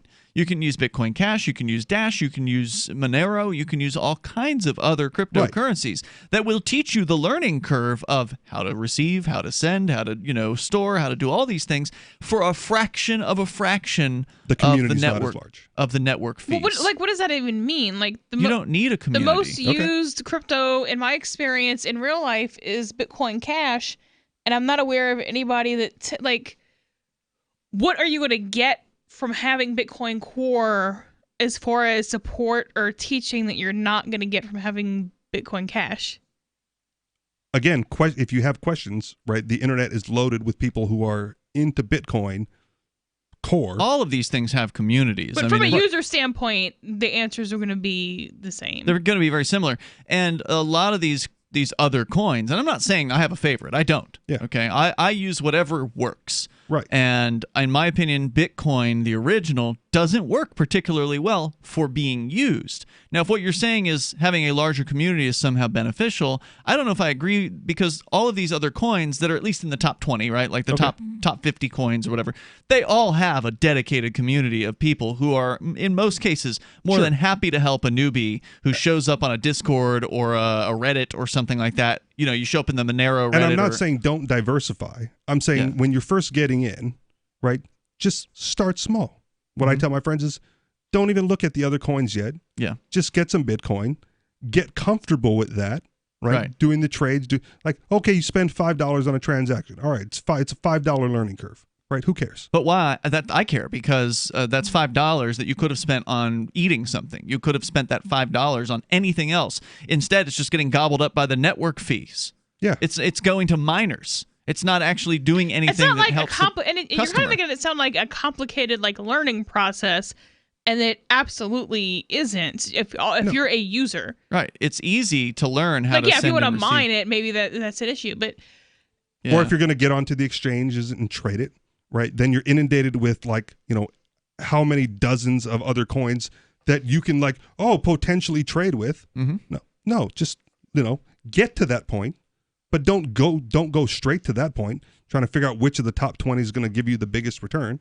Just get comfortable. I don't think that you should try to pick a winner. I don't think that there's any real way to know that. That's why I'm not saying that Bitcoin Core is the winner. I'm saying it's the most well-established, the most well-known. It's also the most expensive. And if that's how somebody, quote, learns what crypto is about, then what they're learning about crypto is that it's slow and it's expensive, and that it's not useful as a currency. Right, and that's not what I want people to learn about crypto. I totally agree with you on that, Melanie, because we want people to have at least I want people to have a positive experience experience with cryptocurrency. That's why when I give people their first crypto, I don't give them Bitcoin, the original Bitcoin. If they want that, it's not hard to get it.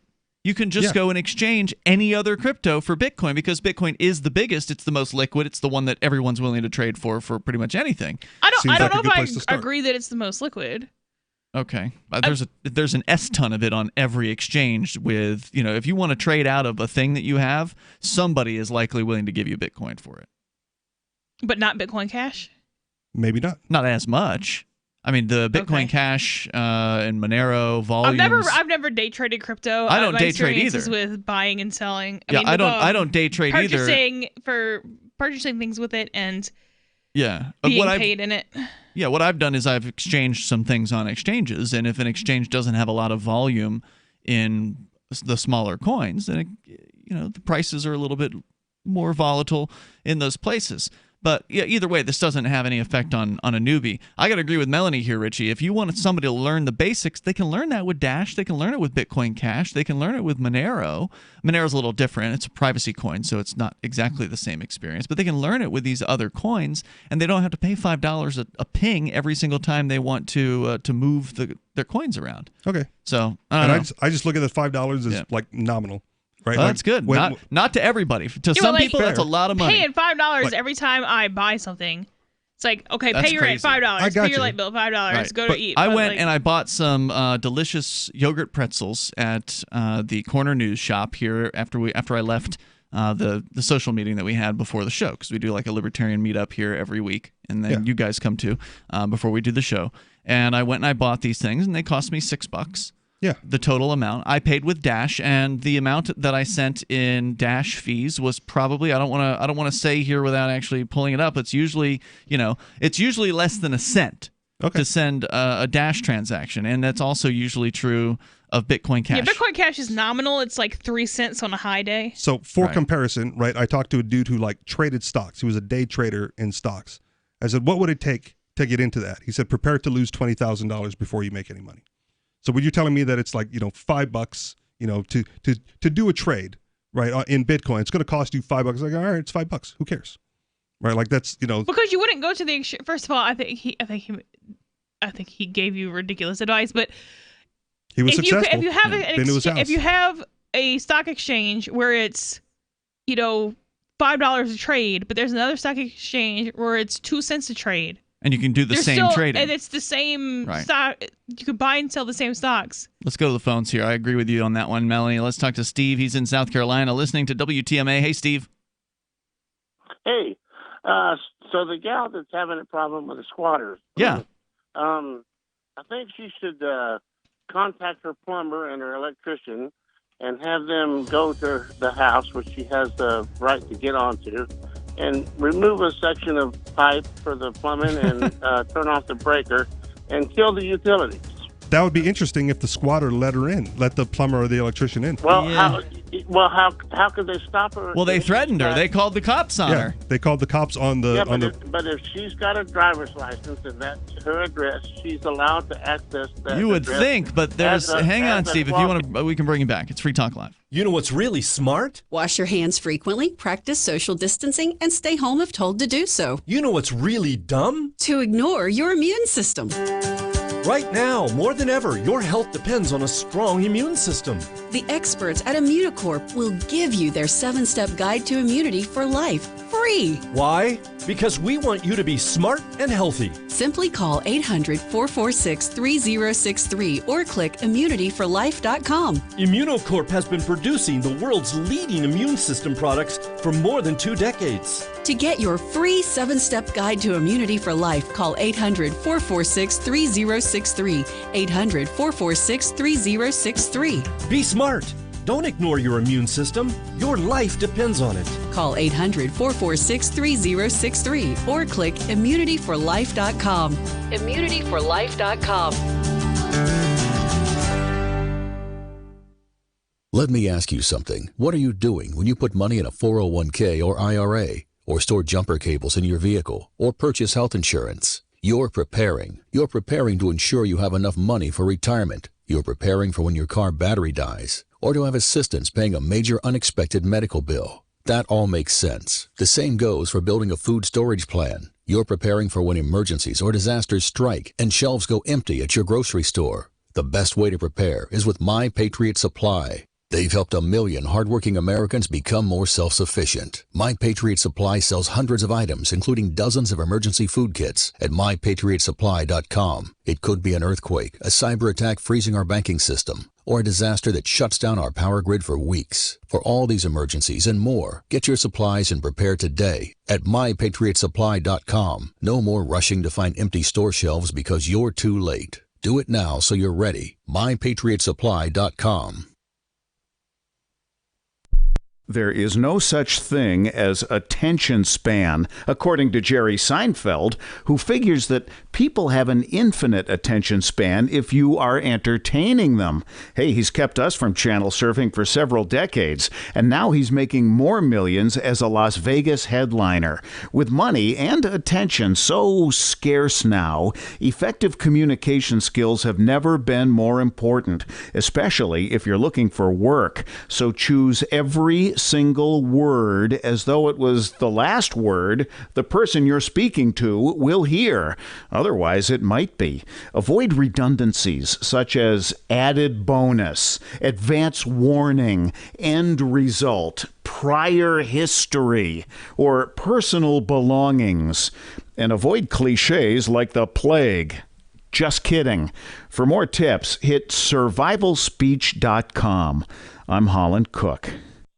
What if you want to hear the latest episode of Free Talk Live, but all you have is your phone, you forgot to download our archive, and you have no data connection? You can call our Listen line at 641-793-0191. That's a long-distance number, so you may incur charges. If not, listen as long as you want. 641-793-0191. The Free Talk Live Listen line, 641-793-0191. There are basically two types of advertising, direct response and branding. Radio's great for direct response with its low cost to listener ratio, but audio can't be beat for branding, which is a longer-term endeavor. You want to be the first thing that someone thinks of when they think about your product or service. If you have a local business that you want kept top of mind in your community, call the station. If you need national reach, Free Talk Live's got around 200 radio stations, millions of monthly listening sessions, can suit all budgets, and if we don't think we're right for you, we'll tell you. Email me, mark@freetalklive.com. You can sign up to receive the latest about the Liberty Radio Network via our email updates at updates.lrn.fm. That's updates.lrn.fm.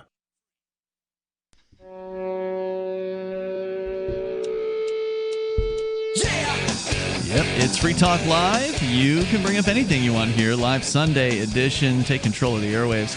Toll-free number is 855-450, free like freedom. That's 855-450-3733. Our website, freetalklive.com. Lots of features are there on that site, including archives that go way back. But there's also another great site that you should check out, and that's Richie. He's got his own show, The Anarchist Experience. AnarchistExperience.com. What are you guys doing this weekend? What'd you do? Saturday show? Usually you guys record. We record on Saturdays. We still technically do it as a call-in. I give out phone numbers, but no one calls. So it's just me, my co-host MC, and Ken Schoolin, who's been, he's a regular guest now. He's a regular guest. I almost want to call him a co-host. He's just bored because he's normally an economics professor in Hawaii. And he's stuck doing online classes. So he's like, this is his outlet to vent his real opinion. So there's a couple of podcasts we listen to that do that. It's like they're just like consistently co-host, being guest hosts on each other's shows just because they're all out of work. Yeah. So he's been hanging out with my buddy MC in Hawaii. So what was the topic this weekend? We did a little bit. We covered a little bit of the protests because there was some protests in Hawaii. I think they said like 5 people or something got cited or arrested protesting there. And I put out the question with the Michigan protest. Would the protests in Hawaii have a similar effect if protesters were armed? Right, because the gun laws in Hawaii are terrible. Yeah, you can't come to there's no open carry? There is no open carry. Right. And concealed carry, you need a special permit from like the chief of police that never gets granted. Wow. So you can carry your gun like in a locked container in a locked case in the trunk of your car to and from the range, and that's about it. So there's the gist of it was there's no point in. Did either of your guys go? I don't think so. So check them out. The militia comes to ours. Check out the discussion over at anarchistexperience.com, and you can subscribe to the podcast there. We still have Steve on the line in South Carolina. He's listening in Charleston to WTMA. Steve, you had come up with a few ideas that you wanted to throw past this lady down in Florida who, I don't know if she's listening, but to anybody that has this squatter issue. Cut the water, cut the electricity. Yeah, you said to hire a plumber, send him over there to cut a pipe out of there, or have the electrical company or somebody go in and turn off the breaker. Now, normally somebody else can just go in and turn back on a breaker, so I think you'd have to do something a little more extreme. But when this lady tried to show up at her own house, she got the cops called on her, and the cops, it was part of the story that you were reading, Richie, the cops, and I forget what they threatened her underneath, but there was some sort of statute that they brought up saying that they will arrest her for just simply trying to go on what is her own property. It's basically a harassment. They said she was harassing the tenant and that they would haul her off to jail and then jingle the handcuffs. I mean, what do you think about that, Steve? Well, if she's the landlady and she's looking out for her great tenants, then maybe she needs to go in there and do some routine maintenance on the electrical panel and the water system and discover these problems that are going to have it shut down. Right, but she's got these are squatters, right? So there's not any evidence that they actually have a real lease with her. So how is she going to accomplish these goals? I mean, how is she going to give notice legally to people who aren't even legally there? Well, she's got proof that she owns the property. Presumably she does, yes. So she uses that proof and says, hey, I need to go perform maintenance on my property. Would showing that proof and taking that route, would that open her up to tacitly admitting that these squatters are there legitimately? Well, probably not. Yeah. And I don't know Florida law, but probably not, because even if you're illegally in my house, I still don't want to just let the house sit there and rot. So I still want to do maintenance on my house. Okay, but so she comes to. That doesn't mean she can go in. Okay, I want to make sure I understand what you're saying, though, Steve. Are you saying she should go to the squatters and tell them, hey, I need to do some maintenance, so you need to let me... With a plumber and electrician in tow. Yeah, so we're not going to want to show up to that hostile environment. So is that what you're saying, though? Well, she should talk to the squatters, or should she go to, the county and say that? Well, she needs to try something, because obviously what she's doing is not working, Well, I imagine she's trying everything she can think of, because if you just show up to some squatters and you're pounding on the door saying that, you need to get in to do some maintenance, they're probably just going to ignore you, number one. They're not even going to open the door. But number two, they'd be like, well, prove you're the landlord. We don't know if you're the landlord. How do we know you're the landlord? She says, well, here I am. Here's my papers. This proves well, we don't know that. You could have faked those papers. Well, you're going to have to take us to court. And then she's got to go and file in court. So, I mean, there's no way this is going to end without a court case, unless she can somehow get those people out of there, in which case you can't just send a thug over, right? That'd be the easiest way, right? Hire some big guy. You absolutely could. Hire some big guy and have him go over there and throw those people out on their ass. There may be some sort of consequences for that. She could hire not so much of a thug, but she could sublet the garage out to somebody else and let them go put a big stereo in the garage and play like a virgin 24/7. Now you're getting creative. All right, I'm on board with that one, Steve. Yeah, but I got one more thing I want to say about spending money. Okay, so if you spent $1 every second, it would take 12 days to spend $1 million. Let's do it. Now, this country used to throw $1 million around, everyone, and then they're throwing $1 million, and now they're throwing $1 trillion. Trillions, nothing, right? Yep. But if you spend $1 every second, it takes 12 days to spend $1 million. How long do you think it takes to spend $1 billion? Centuries. A lot longer. 31 years. Oh, wow. Decades. Hey, Steve. And how long does it take to spend $1 trillion? 31,000 years. Thank you for the call, Steve. I appreciate hearing from you. Thanks for that. Toll-free number is 855-450-FREE. Larry on the line in Indianapolis. You're on Free Talk Live. Hello, Larry. Hello. Drop the phone. The problem, what they're talking about, possession is 9/10 of the law. Mm-hmm. So they say. So if somebody actually gets into your property and you let them in there voluntarily, it demands a court action before anything can be done. Yep. Otherwise, it's just. I don't think she let them in there voluntarily, though. Well, even if they're squatters, you to a certain extent abandon the property, so they've established and rights that in time may become prescriptive rights if you don't do some court action or some adverse action. What about what about waiting till they leave the house and sending a locksmith over? You be locked up for that yourself because you can't. I know I used to before we had the real estate crash. I used to go and move homeless people out of different things, and I'm kind of a bully, you know. And I would tell them you need to be out by 12 o'clock, you know, and go in there. They had their stuff set up just like they lived there and owned the place, but in most cases left. But maybe you give them a little money or something. I know my nephew manages a bunch of property, and when he has some kind of contingency with his tenants, and they don't have the money, he says, "Hey, look, I'll give you $200 to move out."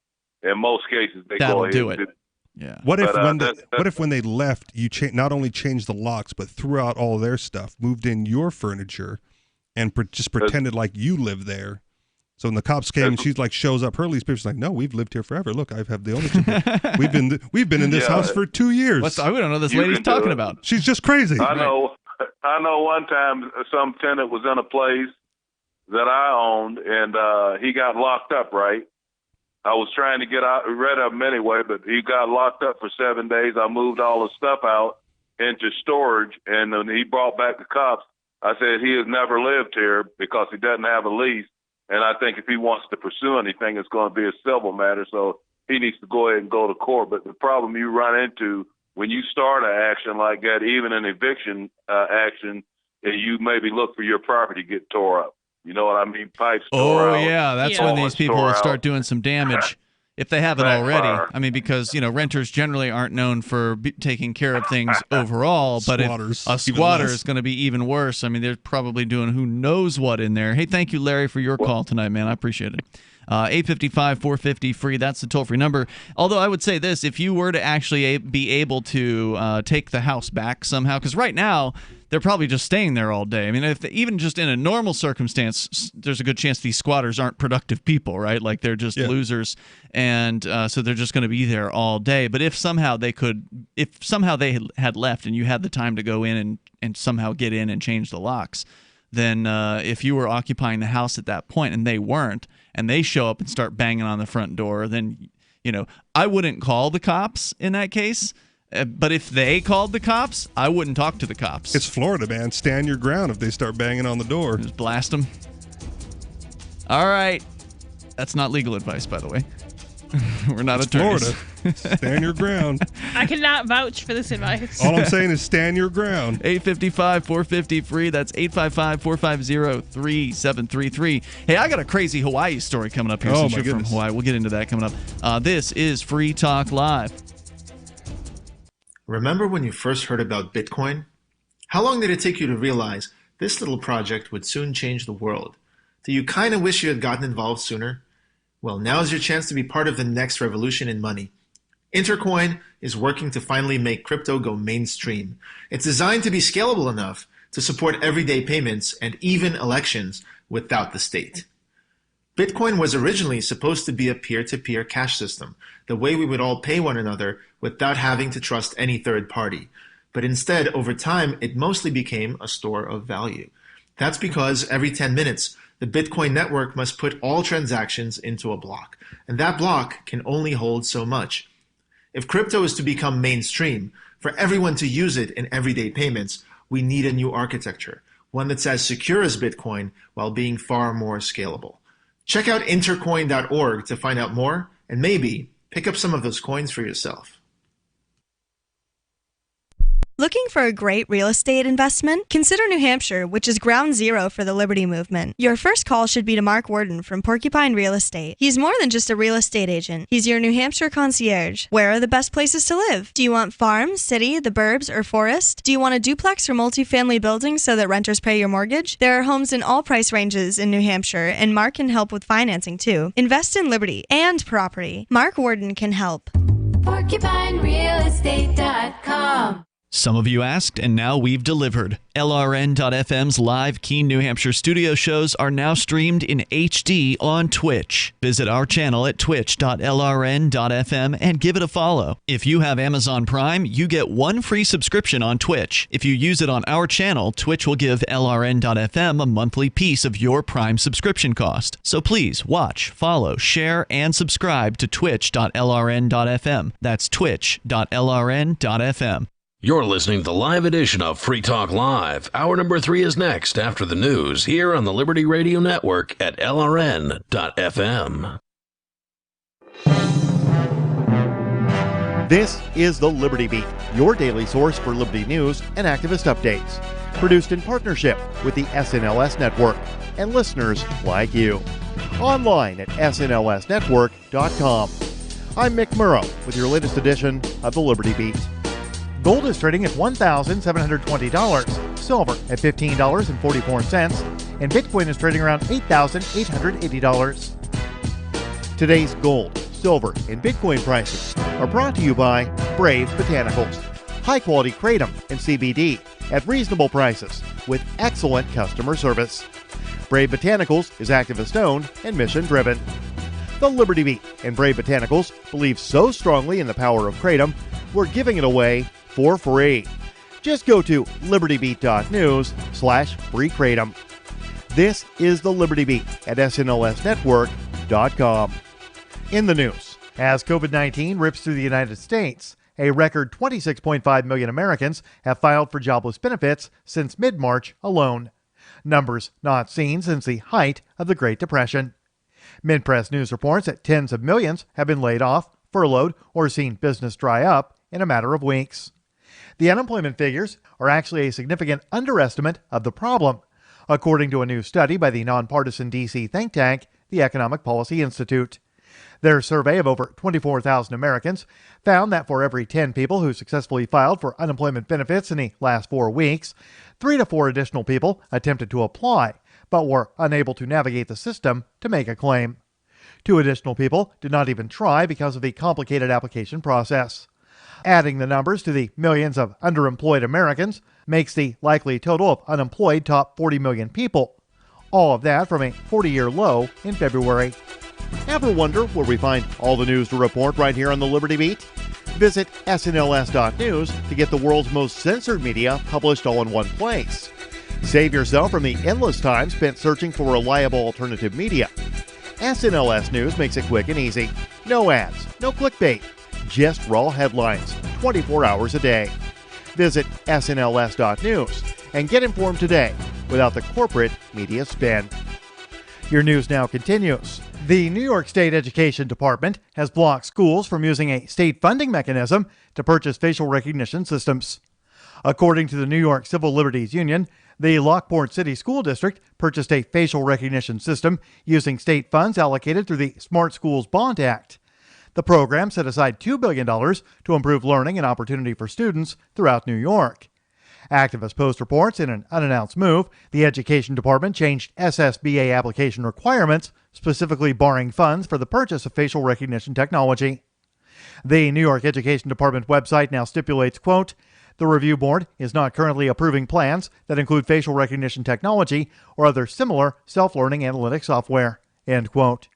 In an email, Deputy Director, Education Policy Center, New York Civil Liberties Union, Stephanie Coyle, called the change huge.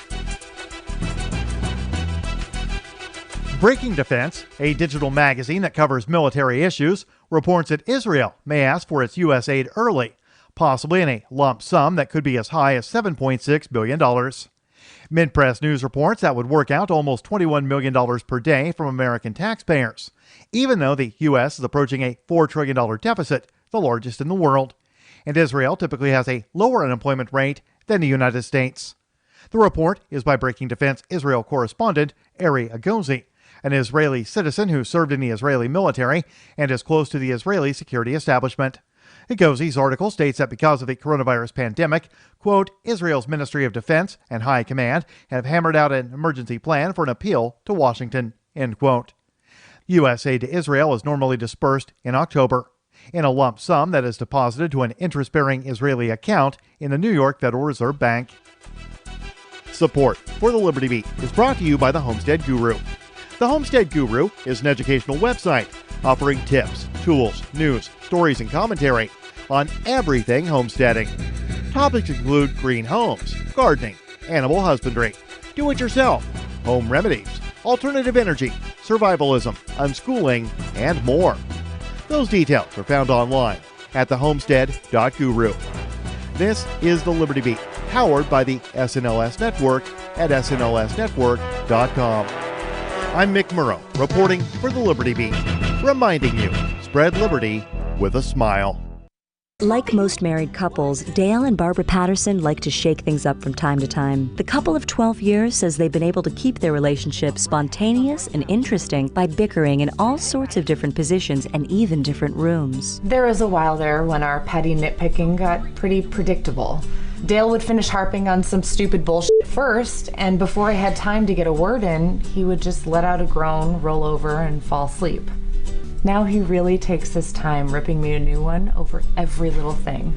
Yeah, we'll just pounce on each other the second we get home from work in the evening. And then just go right back at it in the morning. I mean, sometimes we'll look at each other directly in the eyes when we're having an argument. Other times she turns her back on me and I just scream at her from behind. We're not exactly shy about doing it in public anymore.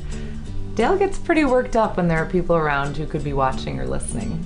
I still can't believe you forgot. Not now. Oh, come on. I said not now. Oh, what? Don't even. Don't even what? I asked.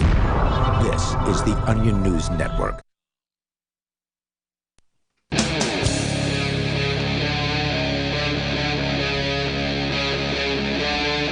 Free Talk Live. It's Free Talk Live. Dial in toll free. Bring up anything you want here. Our number 855-450-FREE like freedom. It's 855-450-3733. We have the Discord call-in line rooms over at discord.lrn.fm. With you in the studio tonight, it's Ian. Richie Rich. And Melanie. Coming up, Richie, you're from Hawaii originally. We were talking about it just a few moments ago, and there's a pretty crazy update coming from the Hawaii Department of Transportation. Which I'm curious about, because I have not... You gave me a little preface, but I have not gotten this information. Yeah, I didn't tell you a whole lot about what this is, and it has to do with people coming into Hawaii. Okay. And the new provisions that will be put into place by force, if necessary, in order to deal with Maybe visitors. I do know a little bit about this. You may know about this. We'll see. But it's crazy, so we'll get into it coming up here. You can, of course, bring up anything that's on your mind. First, though, we're going to go to your calls and thoughts. Toll-free number 855-450-FREE like freedom, 855-450-3733. We'll start with Pat in Michigan, listening to WZTK on the FM band. Go ahead, Pat. Yeah, good evening, gentlemen and madam. Yes. I feel like you guys are my misplaced campfire buddies. All right, well, here we are. Good to be here with you. But anyway, marshmallows. Well, you're the one misplaced. We're all up here. Yeah. Well, yeah, okay, that's true. But we've all got green things growing and things going. That's all right, man. But, so what's up? Well, anyway, I've been through so many of these things you guys have been talking about as far as these hoorahs. I remember about 30-some years ago, I just had my first baby, and we rented a place. And it turned out that people had been foreclosed upon and forced out. But unbeknownst, we rented it out, and about 3 months into it, I got wind of it. They come up to the door, pounding, demanding payment one day, and I just basically told them to go piss up a rope. But hold on, let me see if I'm following this here. You rented a place from people that were foreclosed upon. Who was banging on the door demanding payment? The people that had presented themselves as the true owners. But they weren't. The new owners. So you're saying that the old... No, the true owners. The true owners. They were pretending this had never happened. They'd never been foreclosed upon. We still got adequate title and yada yada. Okay. So the people who rented to you didn't actually own the property. So this was they had owned the property, but they were foreclosed upon. But after being foreclosed upon, Which means the bank came back and jacked the property back. They didn't pay their mortgage or whatever. So it might have been under the ownership of the bank, or the bank may have sold it to somebody else. But the original people who were foreclosed upon came and demanded payment from you?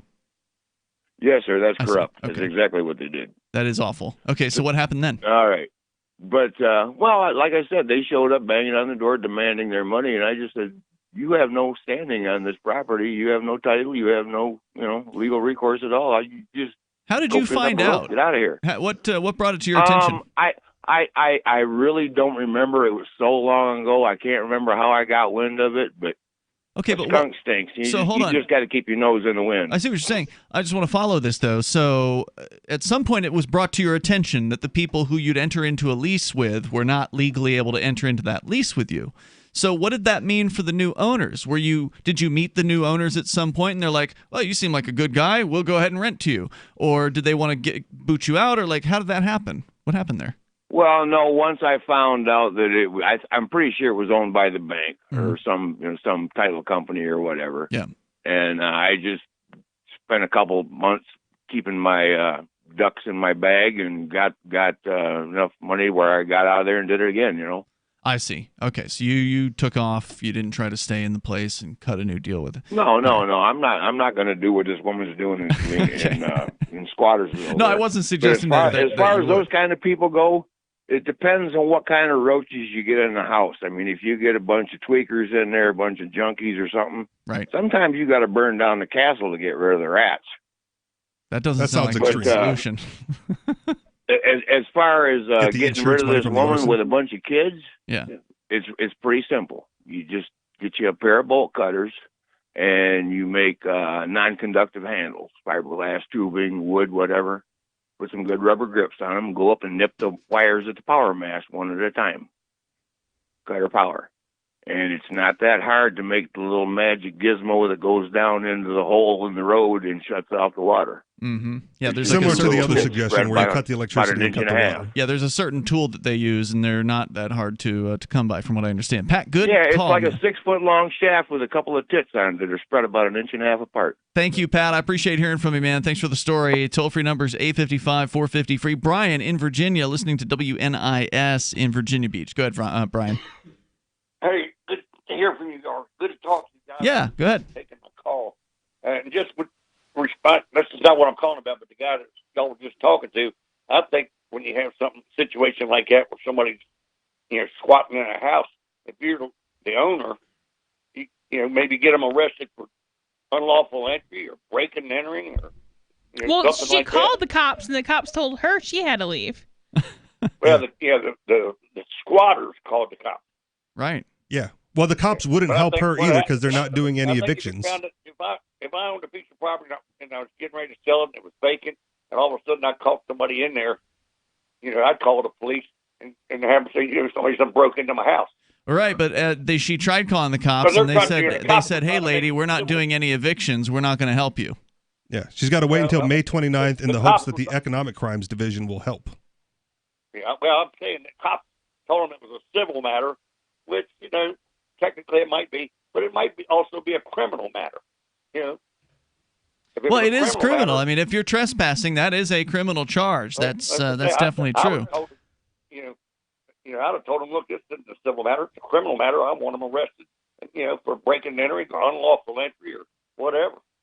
Unfortunately, the police aren't obligated to actually help you with anything. So, I mean, while some departments may do the right thing in that circumstance, others may just be like, well, it's not our, we can't figure this out. We don't know whose paperwork is real. This lady says she's got a lease. That's part of the problem, too. The cops don't know who's telling the truth and who's lying if both have documentation. I'd go to a magistrate or something. But anyway, that's not the reason I called. Y'all take calls about anything. Yes, sir.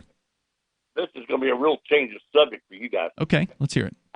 I'm retired from the Washington, D.C. Police Department. I'm 70, almost 72. I'll be 72 this month. In 1972, 2 cops in New York City were executed by some group. It wasn't the Black Panthers, but the Black Liberation Army or something like that. Their names were Foster and Laurie. These guys had gone in the Marine Corps together. They'd gone in the police department together. They got separated for a while, then got back together, and they were walking a beat in a rough neighborhood in Manhattan, lower Manhattan somewhere. As they come out of a little diner, and it just snowed, and they turned left as they came out, walked past a few guys, these black guys that they passed, and the black guys turned around, shot them both in the back, and killed them, took their guns and shot them in the head, and I don't believe they ever solved that case. The reason I knew about it, there was about 120 of us. We took 2 busloads up for the funeral. And I had just made detective, so I didn't have to stand in line. They had cops there on Fifth Avenue. The black guy, Foster, was buried. Our funeral was at St. Patrick's Cathedral, and Lori's funeral was out there on Staten Island somewhere. And anyway, just that case is all. I've always heard that they never solved that case. They made a movie about it, actually. And what was the movie called? And in the movie, they showed the real funerals. But this is a change of subject, something you're not usually hearing about. But I was just wondering if anybody in your audience was on the police department in New York City around that time, or even later, and knew if they know anything about that case.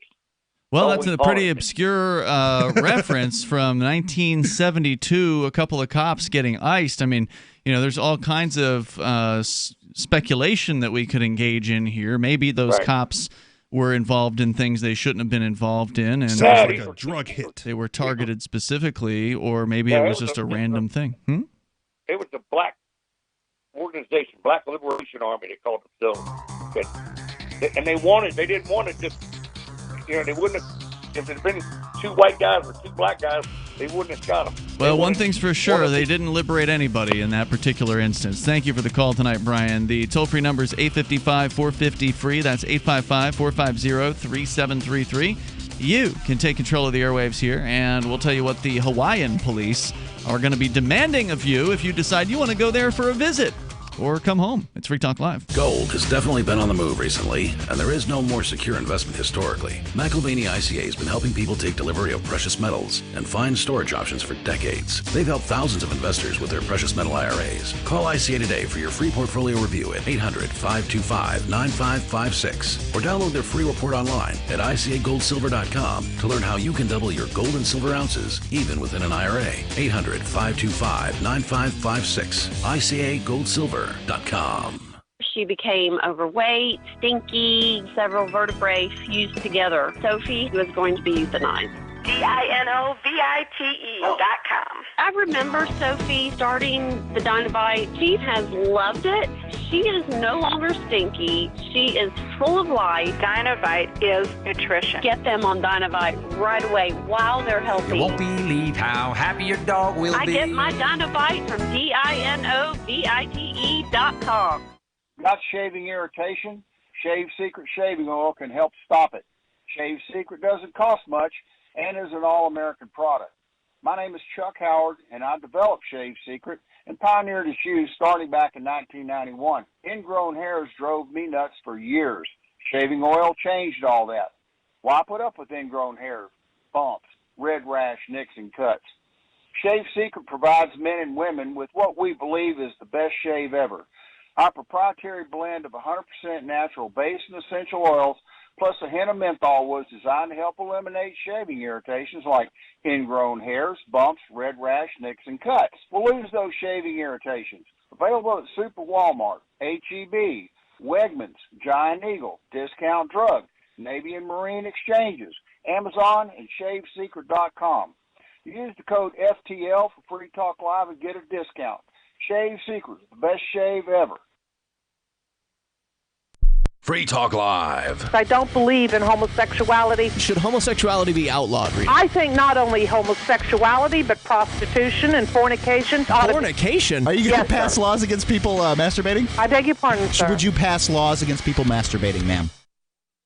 I'm very much offended that you would ask me such What, you can't answer a simple question? Would you pass a law against people masturbating? Sir, I mean, you want to pass laws against 2 men having sex. I'm just asking you a question. She said she wanted to pass law against fornication. That's just anybody having sex. Anybody having sex. Okay, Rita, let's say I have a fiancé and you overheard us having sex. Would you report us to the cops if there was a law against fornication? You darn right, sir. Yeah? How dare you? How dare who do you think you are? How dare you, sir? Who do you How think dare you I are? have sex except with a moral consenting reprobate? adult on my own property?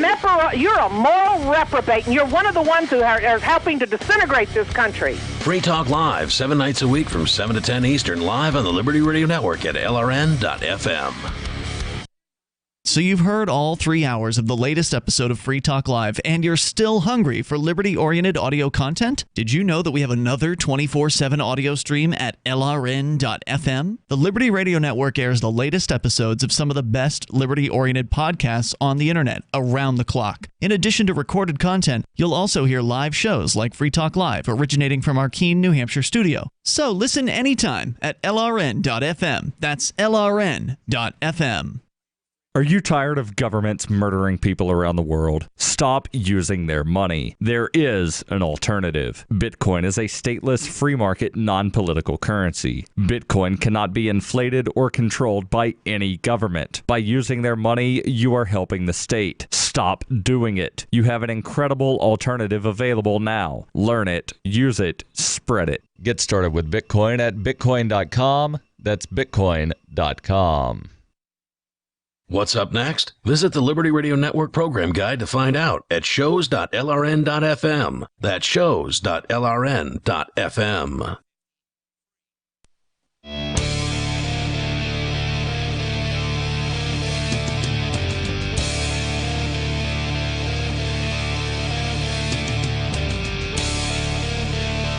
It's Free Talk Live.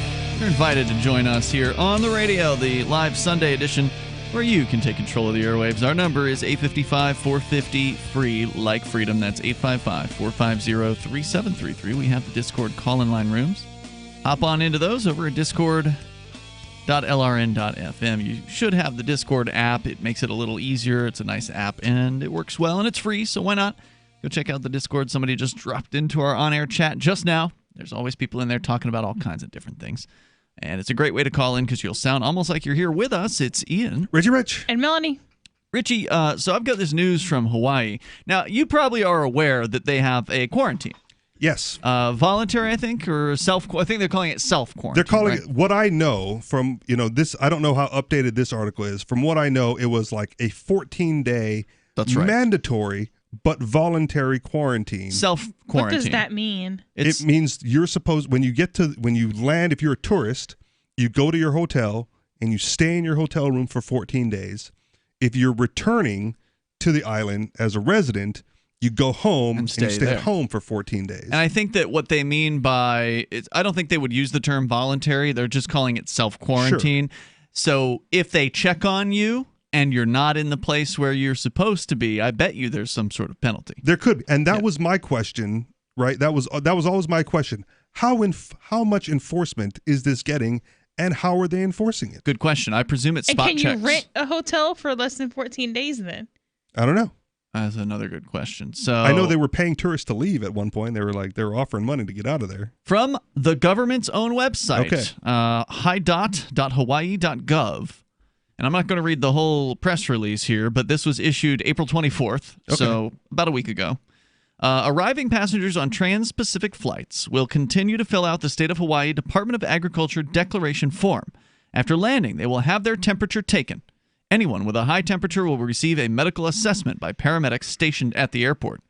Passengers who do not have a fever will continue through the process. An airport representative will review the declaration form to make sure it's complete. The passenger will move to the Order for Self-Quarantine Station. I don't know what the order is, but they've really cracking down now. They're like setting up spot checks. Yeah, you got hoops to jump through here. The person will also initial and sign the mandatory order for self-quarantine. Again, not voluntary, right? Okay. Mandatory. Order for self-quarantine form, confirming they are aware they must self-quarantine for 14 days. By signing the legal document, they acknowledge they understand violating the order is a criminal offense, and they are subject to a $5,000 fine and or a year imprisonment. What if you refuse to sign? Do they turn you around? Do they pay for your flight back? Good question. Well, let me get to the rest of the story. An airport representative will collect the two forms and begin verifying their information. First, They will call their mobile phone number to confirm it rings in front of them. I don't have a mobile phone. Oh, well. You are not going to be allowed. Oh. My phone's dead because y'all don't have outlets on the plane. If it does not ring. That's a long flight, too. It can be. It is. Your phone might be dead. Hey, put in airplane mode. If it does not ring, the person may have listed inaccurate information and is asked to verify the number. If the person refuses to provide a phone number that can be answered on the spot, law enforcement will be contacted, and they are subject to citation and arrest. So you're required to purchase, own, and have a cell phone now. To go to Hawaii. That's ridiculous. Yeah. So you hadn't heard about this yet. I hadn't heard about that. After the phone number is verified, now again, we don't know what kind of citation or arrest you're going to get. What's the charge exactly? Yeah. You don't have a phone, you're under arrest. No phone misdemeanor charge. Like, yeah. What are they going to call that? Is it disorderly conduct? Is that what they're going to throw at you? I mean, you can't. I know you cannot walk around and text at the same time. So if you pull your mobile phone out of your pocket as a pedestrian, are you already in violation of that law? You're not a pedestrian if you're standing in an airport. Okay. After the phone number is verified, an airport representative will then check the address listed for lodging. For returning Hawaii residents, the address should match their government-issued ID. I have a passport. It doesn't have an address on there. You might be in trouble then. I guess you don't get to go home. Oh, well. Or your former home. Left for a reason, man. For visitors, the airport representative will call their hotel to confirm they have a reservation. So this is, by the way, way more invasive than even going to like visit other countries in a lot of cases, right? Like I've been to, I mean, I'm not an international traveler by any significant means, but I've been to a couple places in the last half a decade. I've been to Mexico. I've been to Japan. And you just write down where you're going to stay on a form, and no one checks it in front of you. The last I heard prior to this update was that they were using the Department of Agriculture form that you were, lawfully required to fill out upon arriving to the island. And that's like, are you bringing in any fruit or meats or whatever? But it's got a lot of other invasive information on there as well. And I haven't filled one of those out since I was vacationing back from college. I just, you turn it in at the front of the plane, and I just don't turn mine in, and I just keep go about my business. Yeah, it sounds like they're not going to let that happen at this point. Everybody's being screened and screened very thoroughly. So they're going to call your hotel, make sure that you actually have a reservation so you weren't just BSing on that. Processing personnel have phone numbers for every hotel in the state. If the visitor's not staying... I mean, so does Google. So do I. What would happen if I had if the mobile phone is the one that's sticking on me? What happens if I have like a burner phone? I give them the number, it rings, and then after they verify it, I just drop it in the trash? Well, I don't know. That's a good question, because I imagine that the form that you're filling out, this legal form that they're referring to, it may have certain threats on it, right? Am I required to answer their call? That may be my concern, yeah. So that's what I'm thinking here, is that you may be required to answer their phone call or call them back within a certain amount of time. I don't even answer calls from family members, let alone state officials. Or maybe they will then just force quarantine you, right? That was always the thing. If it's mandatory quarantine, right? How are they going to force it? Are you then quarantined in jail? Well, are they going to have an officer posted outside your hotel room? Great question. So in the Mariana Islands, they are actually quarantining people in a resort that has been taken over by the government and is being paid for by FEMA. So Vin Armani... So it's a FEMA camp. Yes. Vin Armani, one of our co-hosts, who's now heading up the Friday show here on Free Talk Live, he literally was in a FEMA camp with his family on the Mariana Islands, where he has moved to with his family. So they kept him there for 14 days. And he was in the camp that was for the people who didn't have any evidence that they were sick. So there's like the sick quarantine camp, and then there's the we're going to just quarantine everybody camp. So he was there for 2 weeks with his family. They only got like a half an hour or 2 half-hour times per day of yard time. Wow. So less than jail. That's solitary, basically. If you're in jail and you get an hour out, usually out of 23 hours, so 23 hours in your cage, 1 hour out. So they got an hour out in half-hour increments. All the food was cold that was being served to them. So, like, the breakfast had eggs and bacon, but it was cold. So it was just the crappiest food, like kind of jail-style food. It wasn't like resort food, right? Well, it's a FEMA camp. It's not a resort. Right. So yeah, they had just taken over the resort. It was probably a failed resort or something. It's a resort building. Right, something like that. And it was it sounded like it was an absolutely awful situation. They had guards around the camp. You couldn't just leave. So you literally were being quarantined there. So that happened and is happening. Toll-free number is 855-450-FREE. That's 855-450-3733. And now Hawaii is saying you've got to have a cell phone, and they're going to call it in front of these bureaucrats to make sure it rings. And it is a good question, Richie. What happens if they call your phone and you don't answer it? What happens? Because presumably you're supposed to be sitting in a room all day, so it's not like you wouldn't be there with it. More coming up here. This is Free Talk Live.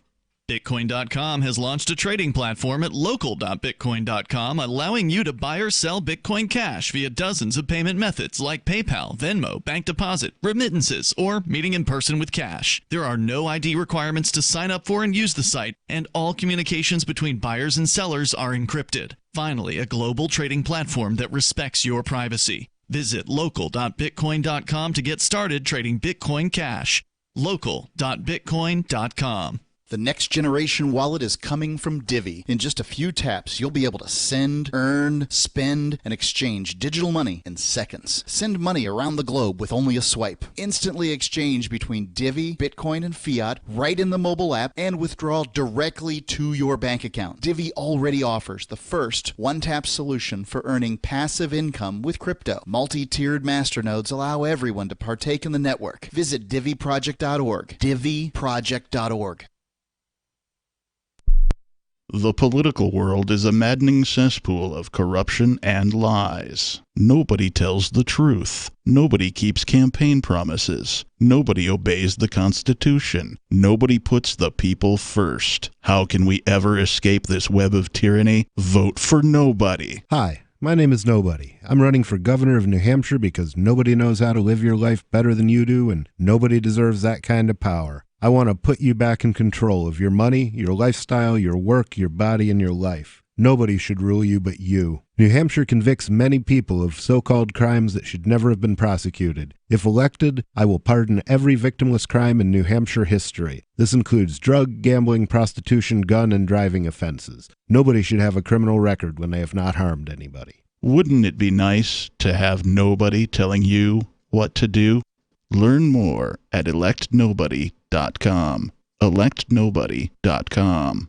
So you've signed the Shire Society Declaration and are planning your move to New Hampshire to be around more liberty-oriented people. Next, sign up for the Shire Society Forum at forum.shiresociety.com. There are a bunch of people there who are already in the Shire, and they want to meet you. If you're already in the Shire physically, you should also come by the forums. Remember, not everyone uses Facebook. New people are signing up for the Shire Society Forum every month, so drop in and say hello at forum.shiresociety.com.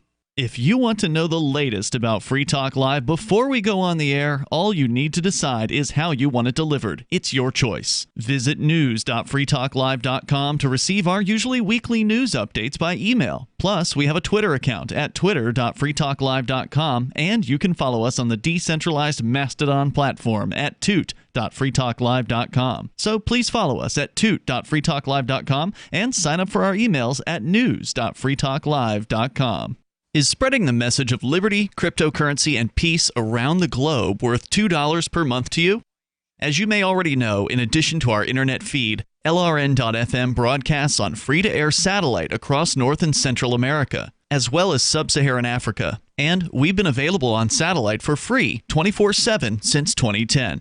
The LRN.FM free-to-air satellite signal is reaching some of the most oppressive regimes in the world, and there's no doubt our ideas are making an impact. You can learn more about the channel's impact by watching the 3-minute video at fund.lrn.fm. If you'd like to help free minds globally with our ideas of liberty, cryptocurrency, and peace, you can donate as little as $2 per month via fund.lrn.fm. You can help us continue and expand our satellite broadcast to multiple continents. Visit fund.lrn.fm today, and thank you for your help. Don't forget to share the link on social media. That's fund.lrn.fm. Join the LRN.FM Discord for live chat 24/7 at discord.lrn.fm. That's discord.lrn.fm.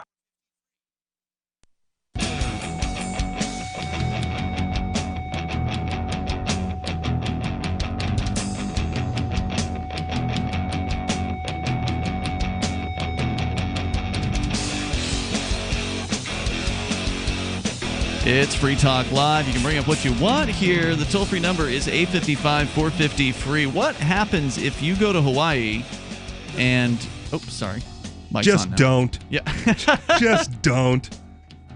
They say the flights are down 99%, or the attendees or whatever, the number of people coming in is down 99% from the same time last year. So they got plenty of time to deal with you when you get off that plane. There's not going to be a huge line of people waiting to go through this process. It's a tourist-based economy, and they're killing all the reasons to go there. Right. If you want to go there, they're going to quarantine you, basically so-called self-quarantine for 14 days, and they will be calling.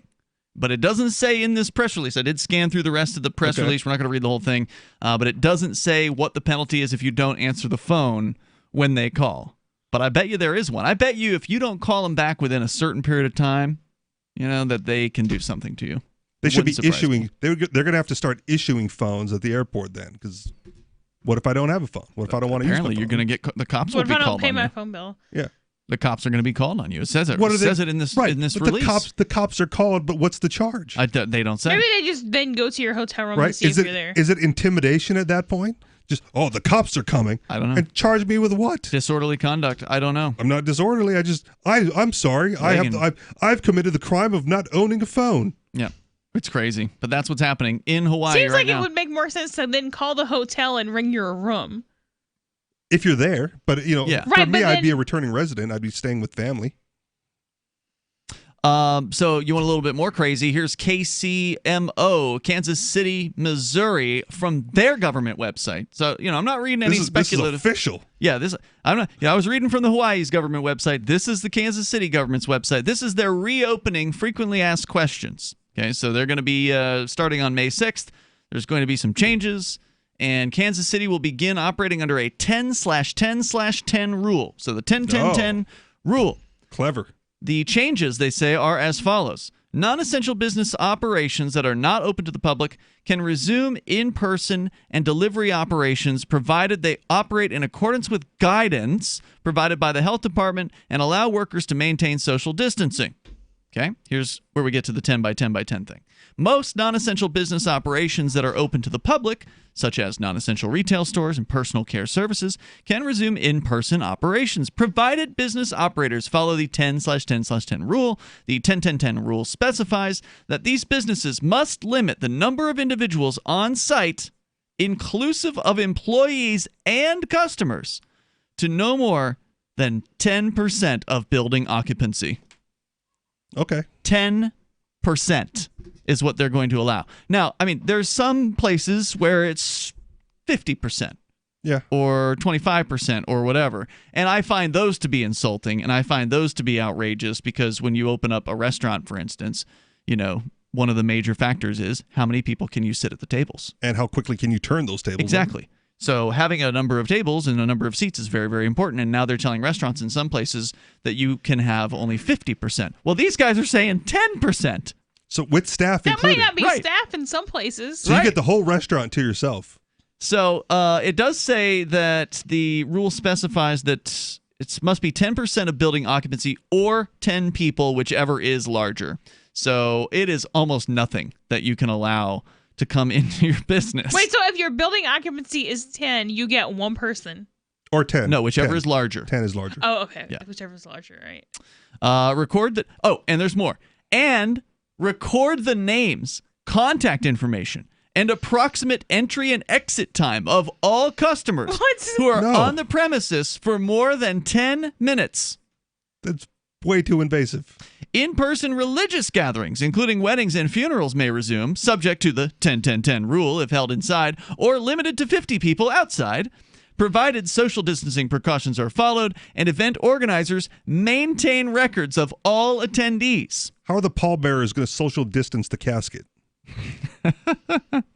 Great question. Or from each other. Like, is it, like, it's not 6 feet on each No, side? no, that's what I'm No. saying. You stand like you're standing, front to back, man. 10, 6 of you. 10/10. It's just absolute insanity. So how do I know if a business is subject to the 10/10/10 rule?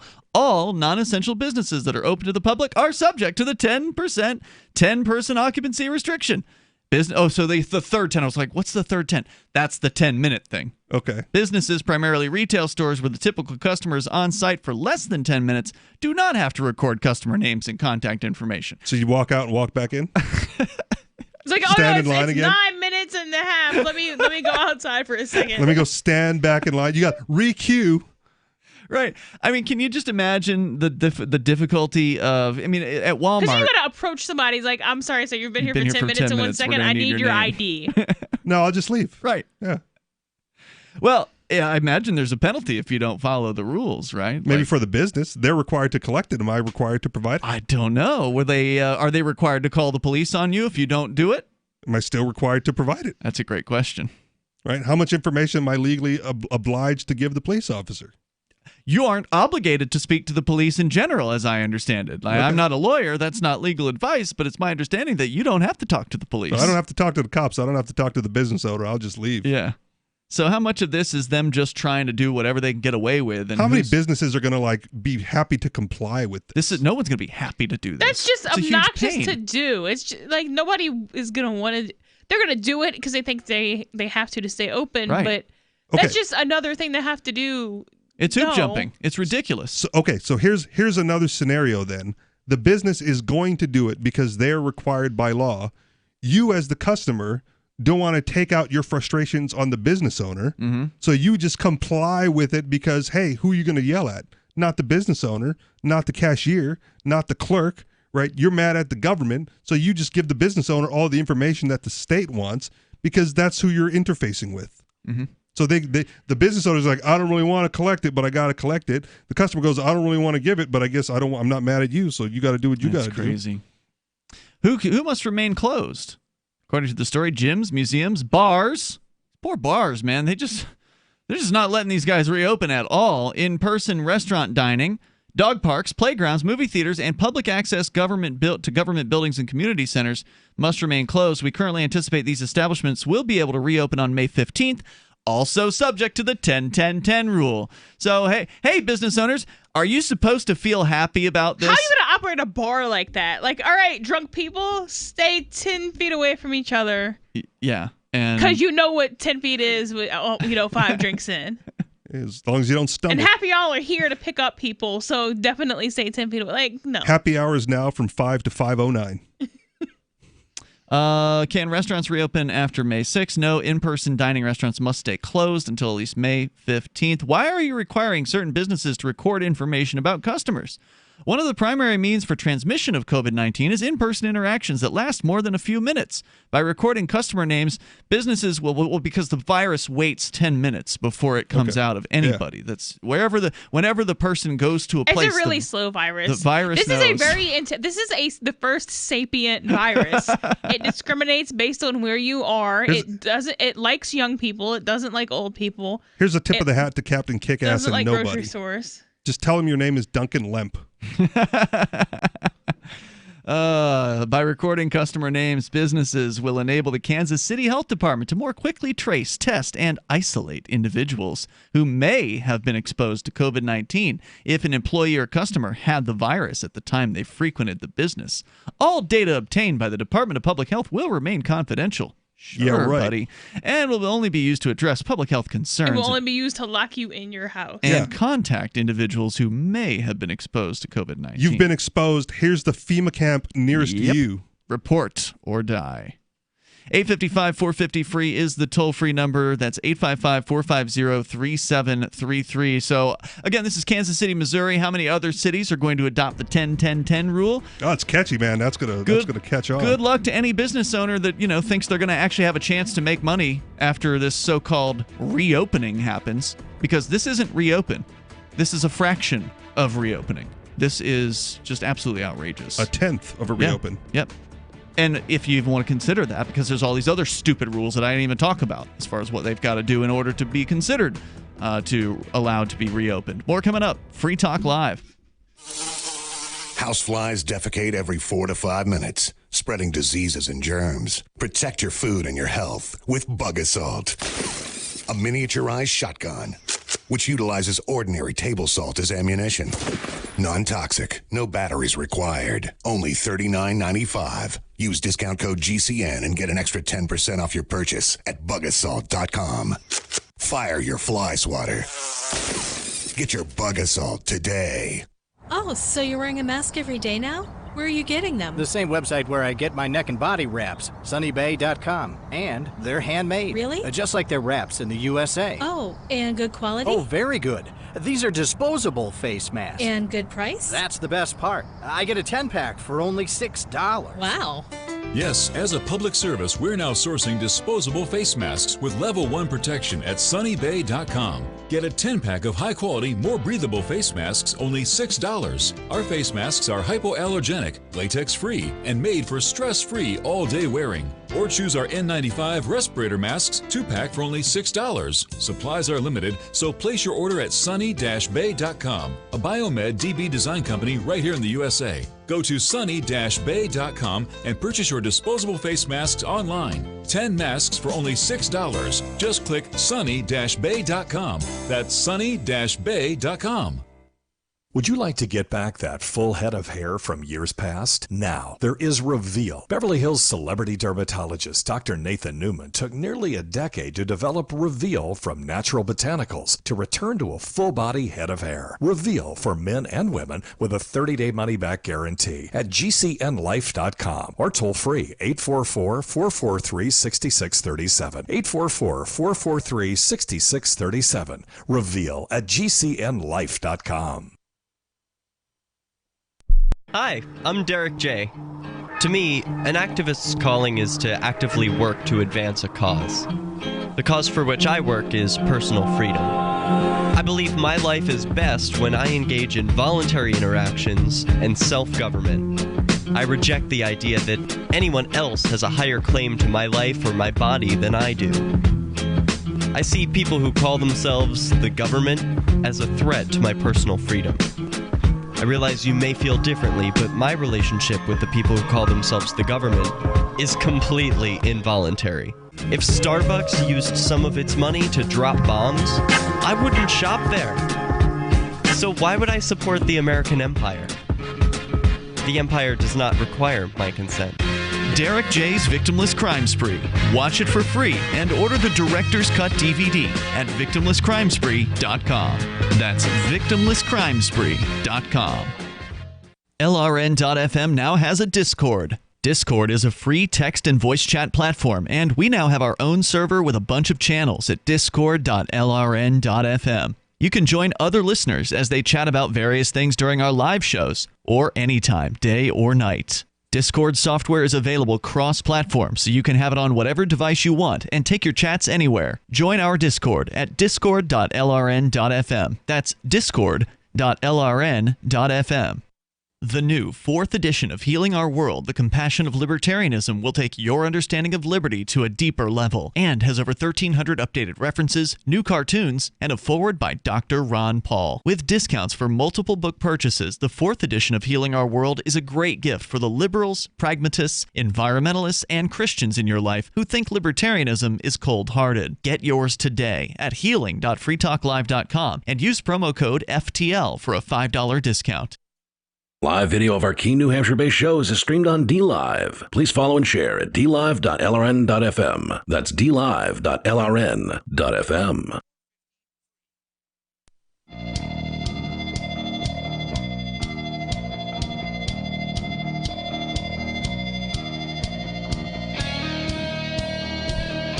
It's Free Talk Live. Moments remain here. Enough time for you if you want to dial in now. Our toll-free number is 855-450-FREE like freedom. That's 855-450-3733. Forkfest 2020. Big question is, what's going to happen to campgrounds here in New Hampshire? There was a governor's order that was issued yesterday, but depending on how you interpret the wording of the order, it could be completely voluntary as far as campgrounds obeying the new diktats, which are ridiculous, by the way. Just absolutely ridiculous. It's a hard read, man. Rules. I tried. I skimmed it. Yeah. It's in neither language. It's not in English, but it's not in legal either. Yeah. I feel like he tried to write it himself instead of having the lawyer do it. But he's not that competent. I'm not going to get into. He's an engineer. He's not a lawyer. Okay. I thought he was an owner of a hotel or something like that. I thought he owns like a ski mountain. That's what I heard. I don't know. I don't know anything about that. Right? Yeah. He, I heard he owned like. I mean, a ski he might mountain. own like. I don't know if he owns another business or not, but he's trained as an engineer. Okay.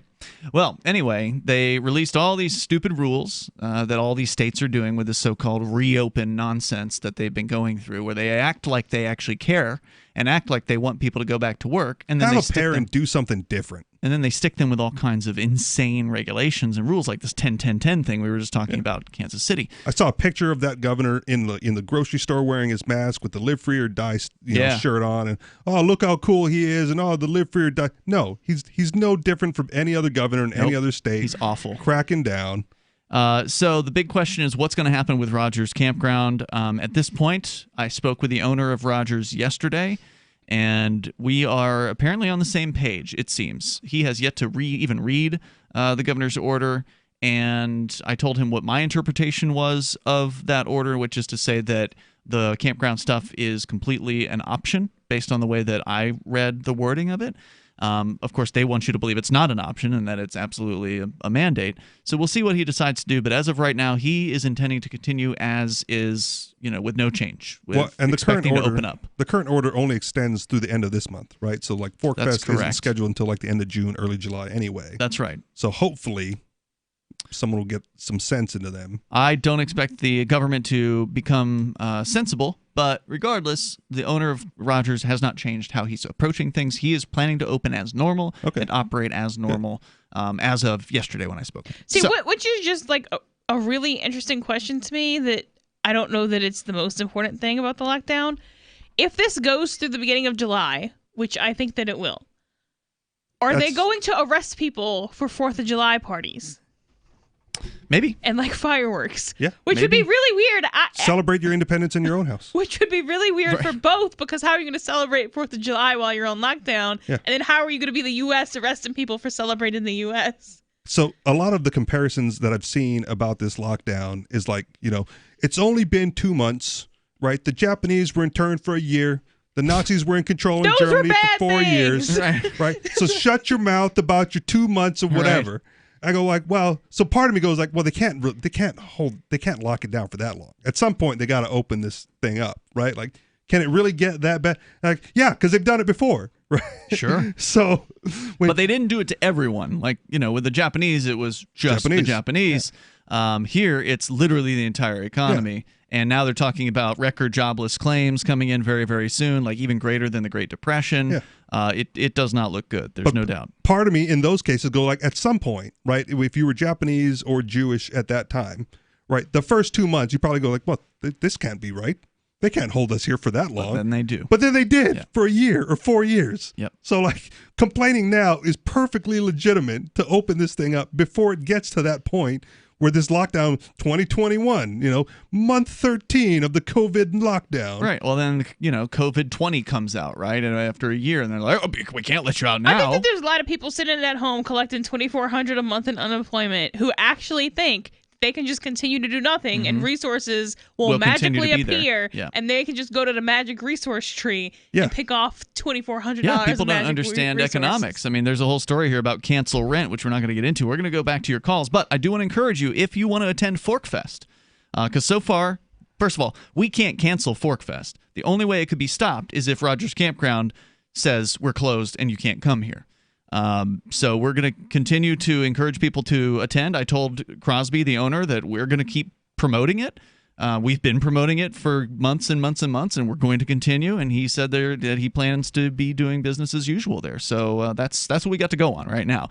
If you're wanting to attend June 29th until July 5th, register your campsite this week as soon as you can. This week, next week, as soon as you can get it in, because you don't have to pay in advance. You pay when you get there. So you can go ahead and register it now. And that way he knows there's a demand. Because one thing he did say was that registrations are down compared to the same time last year. So if you look at now versus last year, there were more people who'd registered, not just for Forkfest, but for the Porcupine Freedom Festival as well. So neither of these events are canceled. but registrations are down anyway, so I'm sure he would appreciate it if people went and got their registrations in. Let's go to your phone calls and thoughts. We'll start with Ray. He's in Virginia, watching us on DLive over at dlive.lrn.fm. Go ahead, Ray. Hello, Ray. I hear somebody there. Still there? Yeah, you're on the air. Go ahead. Oh, cool. Oh. I talked to somebody earlier, and he took my information. I thought I was done. No, you're actually on the radio now. Go ahead. Okay, I was talking about the President Trump signed a national emergency declaration. He signed an executive order 11921, which is the state of emergency declaration. It allows the Federal Emergency Preparedness Agency to develop plans to establish control over the mechanisms of production and distribution of energy sources, wages, salaries, credit, and the flow of money in the United States financial institutions, and any undefined national emergency. It also provides that when a state of emergency is declared by the President, Congress cannot review the action for 6 whole months, which basically says to me that the governors of each state now have total control of everything that goes on in their state. They make the law, backed up by FEMA. My brother-in-law works for FEMA. He wrote all these executive orders down for me that came across his desk, and I was like shocked that nobody is talking about them because there's 10 of them. Once he signed the National Emergency Declaration into effect, he signed 10 more right after that, and nobody didn't hear nothing about it on the news. So I was wondering if you could do some investigation for it and enlighten us all. I'll give you the numbers if you want them. Well, no. Here's my understanding. Okay, so every state government gang has statutes that authorize the governor, whoever that person is, to give them these so-called emergency powers. So it doesn't come down from the federal government. It is all within each state. The federal government is completely separate from this whole situation as far as, the governors can do what they want regardless of what Trump does. Okay, that's what I wanted to clarify. That's what I'm saying. Trump's no longer in power from what I'm understanding of this. Well, he never really was when it comes to the state-run lockdowns. Right. Trump does not get to tell the states what to do in theory. He tried. Right? Like in theory, he doesn't get to do that, which is why you see sort of a patchwork of things going on between the different states. The next executive order that really has me concerned is Executive Order 12656. Appoint the National Security Council as the principal body that should consider emergency powers. This allows the government to increase domestic intelligence and surveillance of U.S. citizens, would restrict the freedom of movement within the United States, and grant the government the right to isolate any large group of civilians. Wow. The National Guard could be federalized to seal up all borders and take control of all airspace and ports of entry.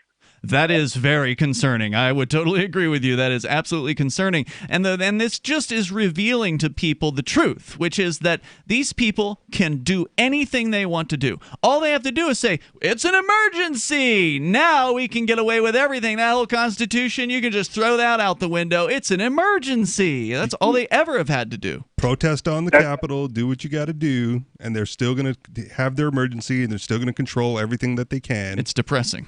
It absolutely is. Hey, Ray, thanks for calling in tonight, man. I really appreciate hearing from you. Hey. I'm with you, man. I wish we had more time, but I want to make sure we can get some other folks on here, including Tom in Kansas, listening to KINA. Tom, you got maybe just a few moments real fast. Go ahead. Yeah, I was listening to one of your competition. He has a radio show out of Portland. Can I say his name? Sure. Go quick, go fast. Clyde Lewis, Ground Zero. Yeah, okay. Go ahead. And he had a gentleman on last week that reported saying that this summer, expecting it throughout the U.S. that we're going to have roving blackouts. That's an interesting theory. I guess we will see. Well, if they're taking over the energy supply. On that. They already have the energy supply. Tom, thanks for the call. I wish we had more time tonight. And if you didn't get on tonight, that's okay. We got another show tomorrow night. You can join us then online in the meantime over at freetalklive.com. Remember when you first heard about Bitcoin? How long did it take you to realize this little project would soon change the world? Do you kind of wish you had got involved sooner?